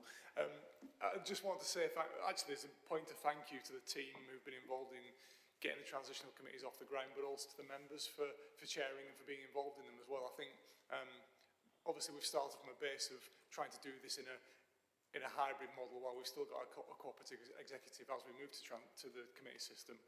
And actually, with the work that's taken place between the executive and the transitional committees, the chairs and their exec members on them, and also the work plans that have been developed, I think there's a lot of learning. This paper's deliberately short and punchy, purely because some of those transitional committees have only just got up and running, really, and we're learning as we're going. But we are seeing, even including today, for example, work that's taking place on things like the climate change 10-point plan that's happened through the Climate Committee. The Communities and Neighbourhoods Committee's got 3 working groups looking at specific issues as well. It's not like it's some of that best policy sort of activity that scrutiny committees did used to do in some cases. So I think there's probably a point in here, and it's something maybe Alex and myself need to think about, how we ensure this keeps driving back into the thinking as we move our work forward, because some of the best bits of the transitional committees are about that collaboration between members, but also the ways of working, using different mechanisms to get public involved, but also to think about how policy development happens in that sort of setting as well. And the 10-point climate change plan is probably the best example right now, but there'll be others as the months move on as well. Thank you, Chair.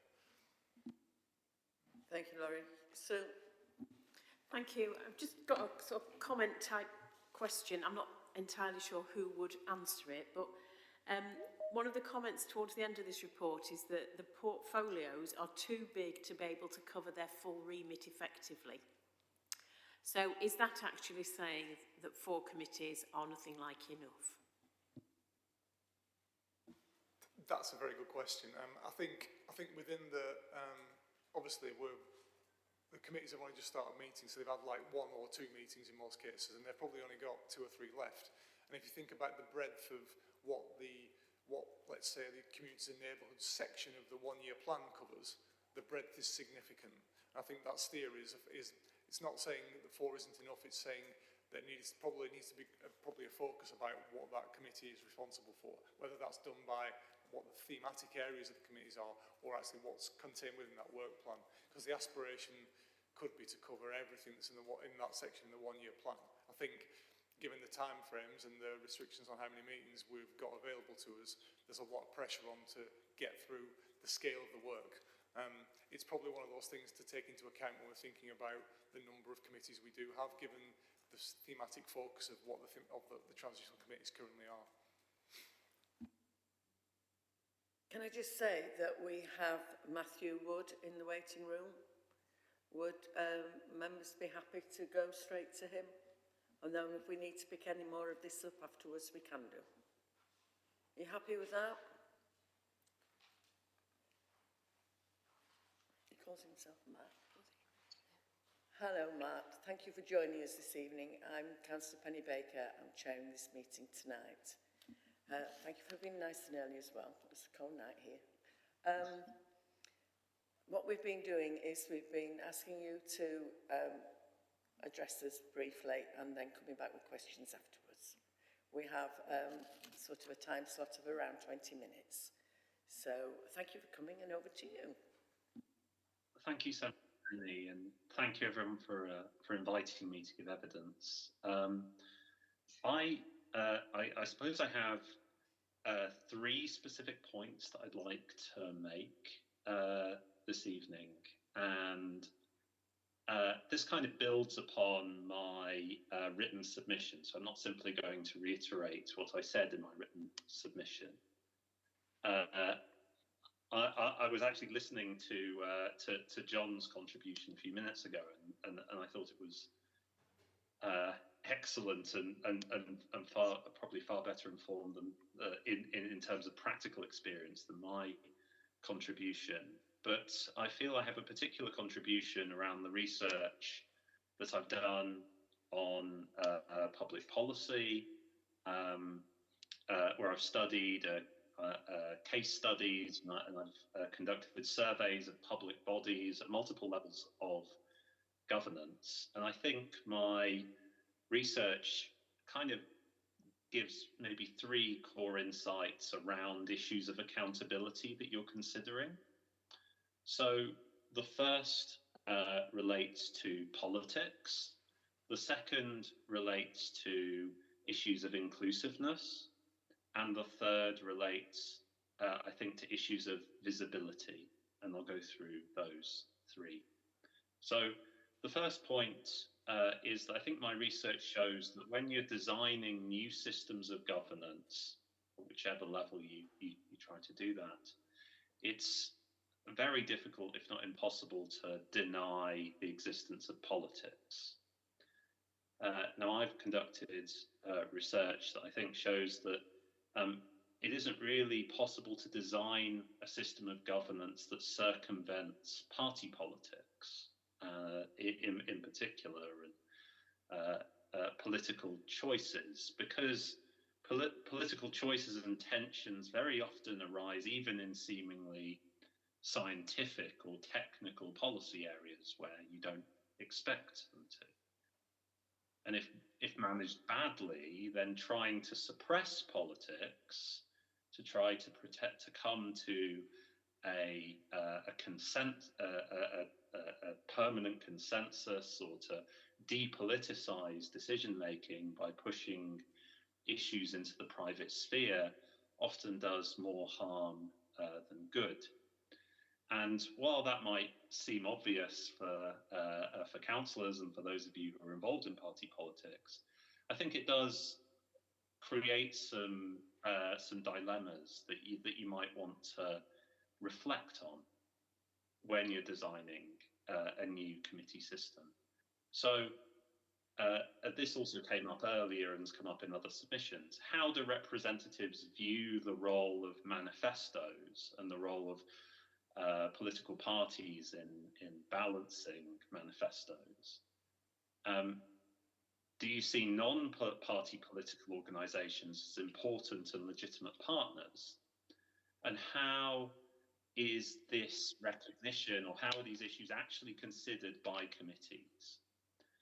So I think that these points lead on to 2 other things. So firstly, my research that I've conducted at the University of Sheffield, I think, suggests that an inclusive approach to political decision making can help in achieving accountability. And that means, number 1, being open in transparently recognising political differences, and number 2, in incorporating quality and diverse evidence in decision making.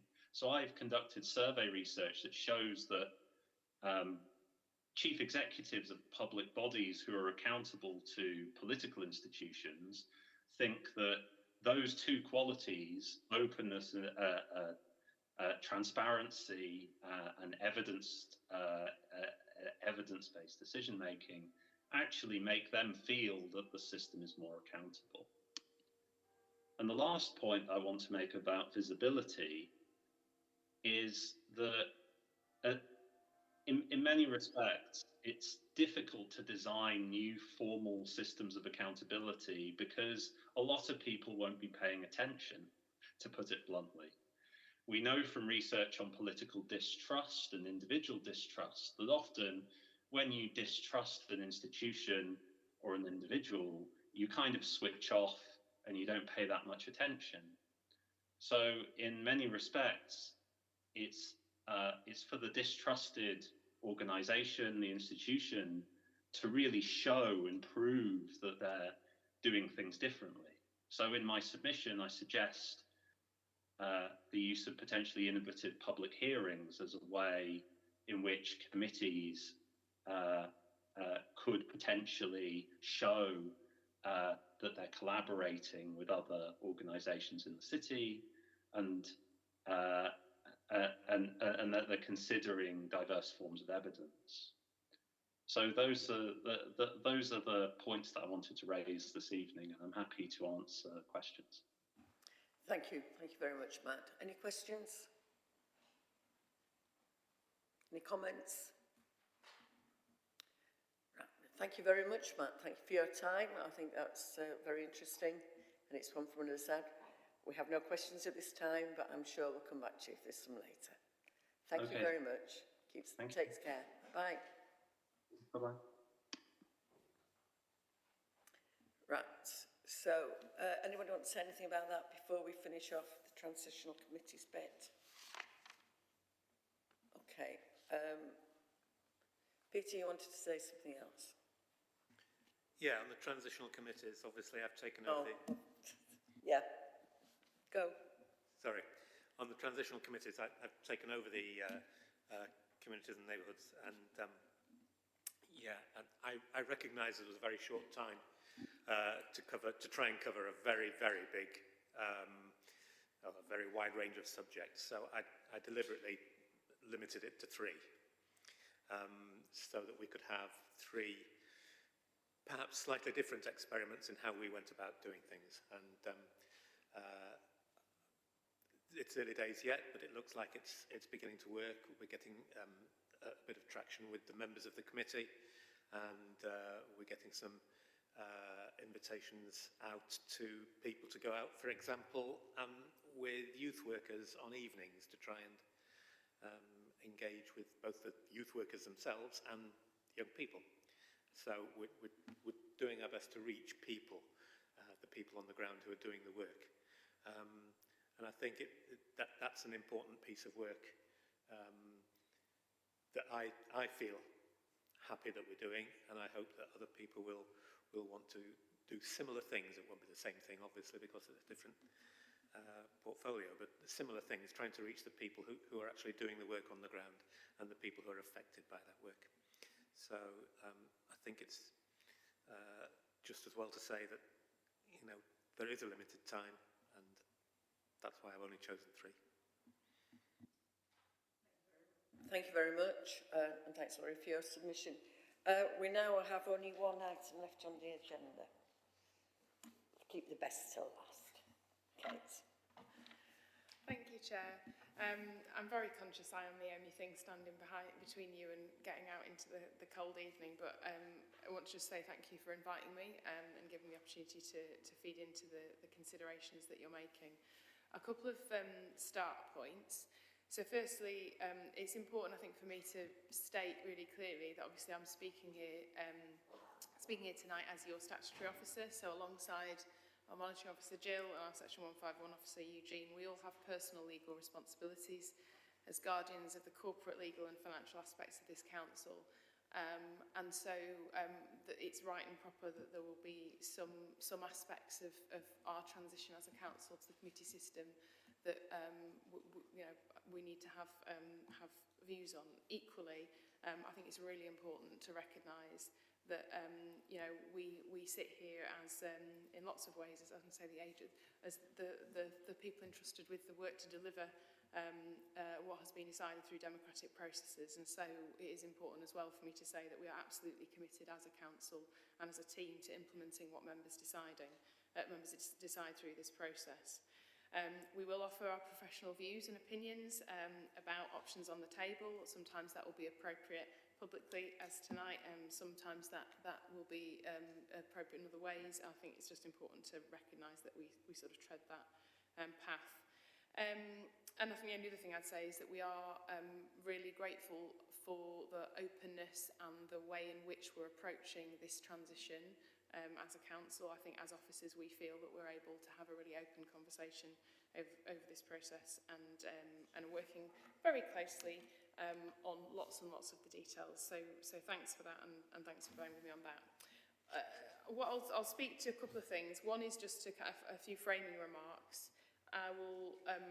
I'll talk about some overarching considerations that I think are really important for us to have in mind and come from that position as head of paid service.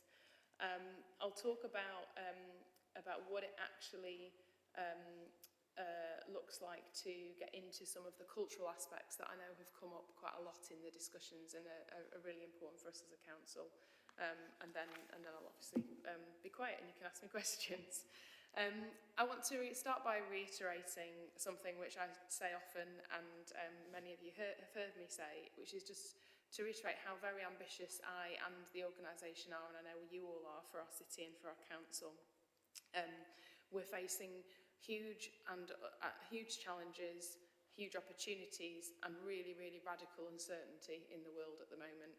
And I think it's really important that we seek to use this process as we move to the committee system to enable ourselves as an organisation and as a council to respond effectively to that.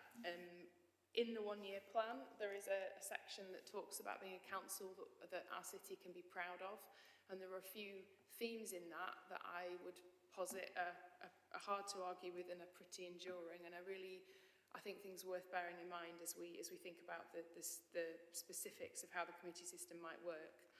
In there, we talked about the need for clear direction and a collective approach to leadership across our council, which applies both to members and to officers.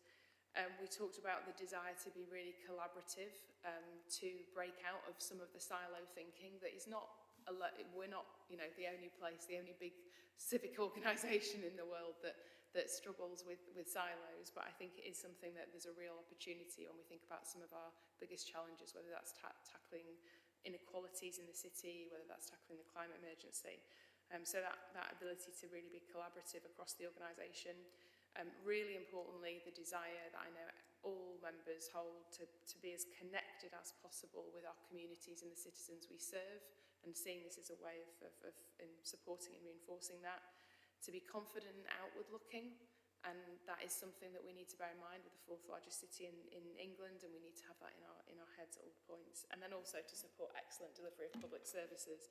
And for me at least, that is something I try to come back to, those principles of change, principles of where we're trying to be as a council in a number of the challenges we face, and I put them out because I think it's things that are worth bearing in mind in this. Couple of things then in terms of considerations as head of paid service. Clearly, and we've talked about this, it's really important that we create some space for learning and iteration with the committee system. But everybody in this council is well aware that we're facing some extremely challenging really challenging budget situation. And there are certain things, financial included, where it is really important that we get some things right from the outset. In particular, I and colleagues are paying really close attention to aspects of the decision and the decisions around the shape of the committee system, which have impact not just on costs, direct or indirect, and efficiency, but also particularly our ability to effectively and swiftly design and agree our very complicated budgets. Alongside how the overall budget position and financial decisions are overseen, made and audited. And I think some of the comments I've heard tonight from John earlier spoke a little bit to that, the idea that it is really important that we're able to make those connections across the council, both in terms of budget and in terms of the sorts of issues that don't fit neatly and will never, frankly, fit neatly into any design of any structure. The other thing I think that's really important, to go back to that connecting to our communities, is recognising that there is a huge amount of work going on around how we empower and engage with our communities, which sits alongside and supports and reinforces the move to the committee system and is as important.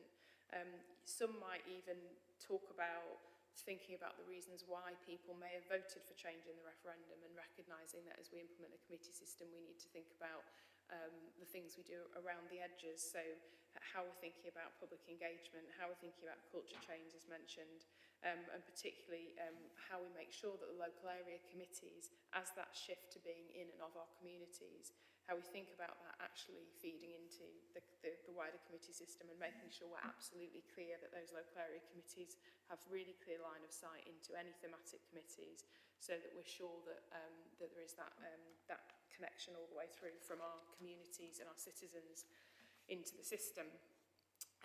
The other thing I think is really important is, and certainly something I've reflected upon talking to colleagues, officer colleagues in other councils who've made this shift or who work in a committee system, is how we need to be really clear about how processes work and how we're going to work at pace where we need to. One thing I'm really keen to think about is how we make sure we don't scrimp on the support needed for committees.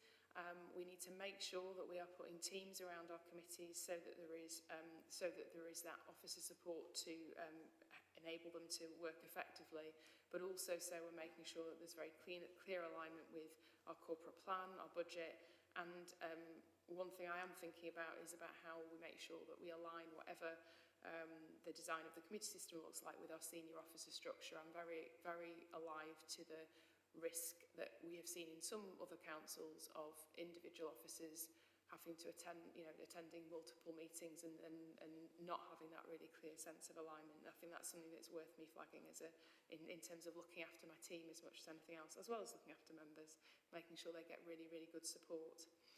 I think it's appropriate for me to mention that obviously the political balance of the council is something that can change obviously year on year, but as long as we are in a situation of no overall control, it's absolutely critical that we have complete clarity on governance, especially in light of the financial position, and that is something that we'll want to make sure we get out of this work, and I hope hopefully you are thinking about that through the work going forward. And then I think, and sort of alluded to this, and John made the point very clearly, that coordination piece. I find it really hard to imagine how a really vibrant and effective committee system could work without a clear coordinating committee. I don't think that's controversial. I think it relates and reflects the fact that many of the things we do as a council don't fit neatly within any one silo, and we want to be able to look across the piece. And I think it would be a very different body to a cabinet. Among many other reasons, it will be politically proportionate and everything would be in the open. So I think that is a really important piece I'd want to flag. And then similarly, I think we need a single clear committee location for the overall coordination and ownership of the budget. Ultimately, the budget is always full council's responsibility, but many of you have been far more involved than I have yet in my local government career in the work that it takes to get a budget through, and there's a lot of detail in there. So I think it's really important that practically those months of deliberation sit somewhere clear and not in a dispersed way. So there are some bits of reflection from my statutory officer point of view. A couple of other things I'll just say around how we do it. I think it's really important, we've learnt this from talking to other councils, that we have a real whole organisation approach, both members and officers, to the introduction and embedding of a new system. I recognise that this may lead to an increase in delegations to officers, and as far as it is helpful, you have my absolute personal commitment that we are on a journey to create an organisational culture where officers at all levels understand that it is their job to have regular and meaningful interaction with elected members and make sure we work on a no surprises basis. Currently, we need to make the point that officers do make a lot of decisions under delegation already, but we need to be really mindful that all of our officers need to be supported to confidently work with members to make sure that members and the public have clear confidence where anything is delegated to officers. And then finally, I think it's really important that we pay some attention to learning and development. This will be a change, and we need to build all of our capability and capacity to do it really, really well. We've got a member development induction programme already in development. We've created some capacity in democratic services, but I think it's really, really important that we, as I say, don't scrimp on the support that will be needed for all of us, members, officers at all levels, to build our skills and capabilities to work in this new way, and to recognise that the first, John talked about a review after 6 to 9 months. The first months, the first year, will be a real learning process, and we need to make sure we're capable of reflecting upon that. One other final thing, I think there's been some discussion and questions about the sort of planning and policy framework. I think everybody will be aware that in the one-year plan this year, we've committed publicly to developing a 3 to 5 year corporate plan this year. The proposition there is that we look to develop something that is relatively high level as a framework, but that can help us as a council, as an organisation, members and committees as we move into the committee system, have that sort of common framework to set out both what we want to achieve, why we want to achieve it, and critically also how, which speaks to some of the points that Matt made. We'll continue to work on that and develop that and work with through the transitional committees. But I do think it will be very, very important as we move into the next year after May, that we're trying to do as best we can to align thematic policy committees with key themes in any corporate plan, and indeed with structures of the council, just to make sure that we're able to operate in a efficient and pacey way. I think I'll be quiet there and open up for questions. Thank you. No, thank you, Kate. That's most interesting. Any questions or comments? So. Thank you. A couple of things I'd like to ask, if that's okay. These may sound a bit naive, so I apologise if they do. My first question is around the budget. So you talked about having one committee that takes overall responsibility for development and overlooking a committee. I think that was my understanding of what you said. Would you see within each committee an allocation of budget for that committee, or would you see the committee that was overall looking at the budget taking the detail, doing the whole detail right down? So I think it's really, thank you, I think it's a really good and important question. I think it is important that every committee has sight and understanding and accountability, ownership of the budget they have, in order for the budget to be effectively implemented, and frankly also because those committees will be close to the detail of the specific services or policies that they're responsible for. What I guess the point I'm making is that if there isn't an overarching place for that to all come together, and for the conversations which will necessarily happen unless and until we have sufficient funding to do all the things we'd like to do, where choices need to be made, both about priorities but also about sequencing of activity to drive savings, sequencing of activity to drive investment. So I think it's, in an ideal world in my mind, you would want both really clear accountability and ownership at thematic committee level for the budget that had been agreed, and also an ability for some sort of overarching committee to be able to take that kind of helicopter view and make sure that the process is run through in a way that's really effective. And you don't end up with, I mean, you've heard from, I think you've heard from Wirral, I believe, but you don't end up in a position where you've got individual committees not sort of owning the overall budget imperative. Anything else, sir? Thank you. Yeah, I think that was very helpful. Can I just ask one other thing, which is just about the development and the change in the process? And we've heard from several people saying that they don't want this changing system to be an additional cost. Obviously, there'll be cost in implementation, but that the final version should be cost neutral compared with what we had before. Is that a realistic option, and how much guidance will we get on the overall cost of any system that we may come up with? So, to answer the second bit, officers, the team will stand ready to provide guidance and advice on potential costs of any options you come up with. Clearly we are facing really challenging times from a budget point of view. Equally, as I said, I think it is absolutely critical that we do this well, and we do it in a way that is capable of enduring and sustaining.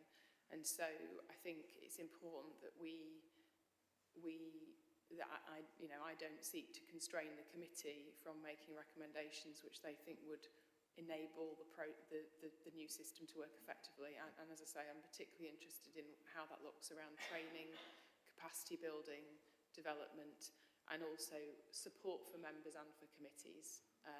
That idea of a team around the committee, I think, feels very important to make sure that they can run effectively. So I won't comment on whether I think it's impossible to do it in a cost-neutral way. Obviously, I'm sitting here with lots of challenges in the budget, and this isn't a kind of, we're not talking about a blank cheque, but equally, I wouldn't want at this stage to your advice and thinking to be unduly constrained where there are good reasons to invest in a system to make it actually work well. Peter? Thank you. We've heard quite a few pieces of evidence from various people, both yesterday and today, about the possible move from election by thirds to all-out elections every 4 years. And there's been some suggestion that that's not within the remit of this particular committee. But do you have a view on which would suit the committee system better?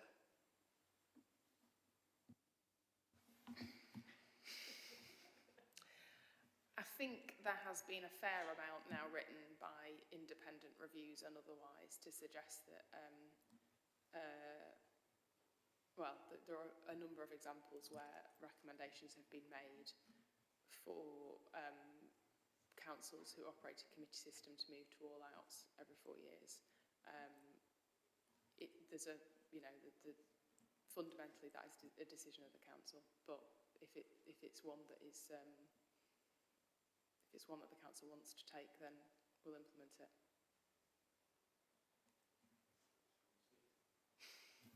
Mike? Thanks, Chair. We had Colin Copus yesterday from De Montfort, and he was talking about don't lose the strengths of some parts of the overview and scrutiny process. And what he was really referring to was pre-decision scrutiny. So in other words, rather than members being presented with options and recommendation, there's actually an exploration of what the issues are, what the way forward could be, so that officers get a steer on the strategic decisions that members would find acceptable at the end of the day. Is this under consideration as part of the officers' challenge? Yeah, I mean, I think there's a lot of great strengths in the scrutiny approach, and I know it's something that I think we do well as a council. I think that clearly the move to the committee system will require an ability for officers in discussion with chairs and members of the committee to bring suggestions, recommendations, evidence, proposals to committees in a way that enables that debate to happen. I think what's always most important as officers is that we are absolutely clear that it is our job, without fear or favour, to present well-evidenced, clearly explained options and proposals. And then it is the job of the democratically elected members to make those decisions other than where they're delegated. So yes, I think that sounds, if that's something we'll need to support and make sure is possible. And to be fair, I wouldn't want to give the impression that doesn't happen now. I think we've got some fantastic officers across the council who provide really, really excellent, balanced and clear advice to members in the current system. Clearly the difference is going to be that more of that advice and more of that consideration will be happening in a committee system, and I don't think that's something to be fearful of or to be unhappy about, to be honest. Thank you very much. Any other questions or comments? Mary? A lot of the discussions over the last couple of days have been about what councillors should do, what councillors shouldn't do, how they should be, how should they act, how they should change. But how about officers? We've not. That's a massive change for them. And you know, I agree with you. We've got some really fantastic officers who do a lot to support us. But how are they feeling at the moment about this change? I mean, look, I'm not going to speak for 8,000 staff and say they're all feeling the same, but I think like many members probably are feeling, there's a little bit of, there's some trepidation. I mean, it's a big change, but I think there's an awful lot of officers who are feeling equally excited and curious about how this is going to work. I mean, you, as far as I'm concerned, you don't choose to become an officer in government in any place other than to try to make a difference and to support the democratically elected council, and that isn't I think that the way we do that is something that you know, people might have views about, but fundamentally we will support it either way. I think regardless of this change, we would be, and we are doing, and we are committed as a council, and I am committed as the Chief Executive of the council, to take us on a journey as an organisation to make some changes, and those changes aren't secret. They're all, as I mentioned, a lot of them are in the one-year plan, and they apply to officers. They speak to, you know, some of the things that we can learn from other places. They speak to how we join up across our services. They speak to how we interact with and understand the very diverse needs of our communities as a city. And I think, so I guess what I would say is we would be driving forward anyway with whole sets of change and development and support for our officers to be the best they can be, regardless. And we'll do that in the context of moving to the committee system. And in some ways, the move to the committee system, I suppose, will mean that we'll all be doing it together, officers and members. Alex wants to come in. Thank you very much. Any more questions or comments? Okay, thank you ever so much. Oh, Alex, yes, you're out of my eyesight, these. I just wanted to add, at lunchtime today, I was on an all-staff briefing that was being led by Jill behind me, where there were 767 officers who chimed in.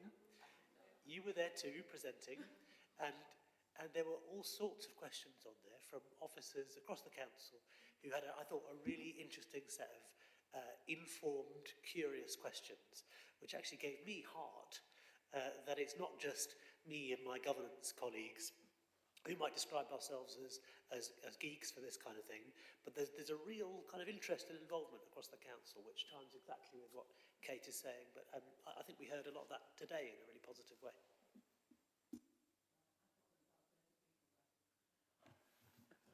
Just goes to show you what you can do with the powers of internet, isn't it? Thank you very much, ladies and gentlemen. Thank you, Kate. Nice of you to come across. I've got one last question. I've just been told that we're moving to Plan B on Monday. Is that going to impact any of the plans we've got for the next few weeks? We're going to Plan B on Monday, according to Boris. So I'm concerned about things like interviews that are going on. Yeah, I will.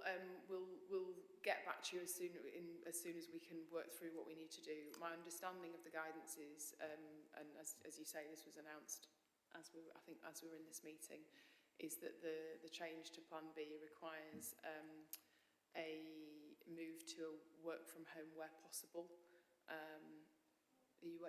Laurie's waving at me. And yeah.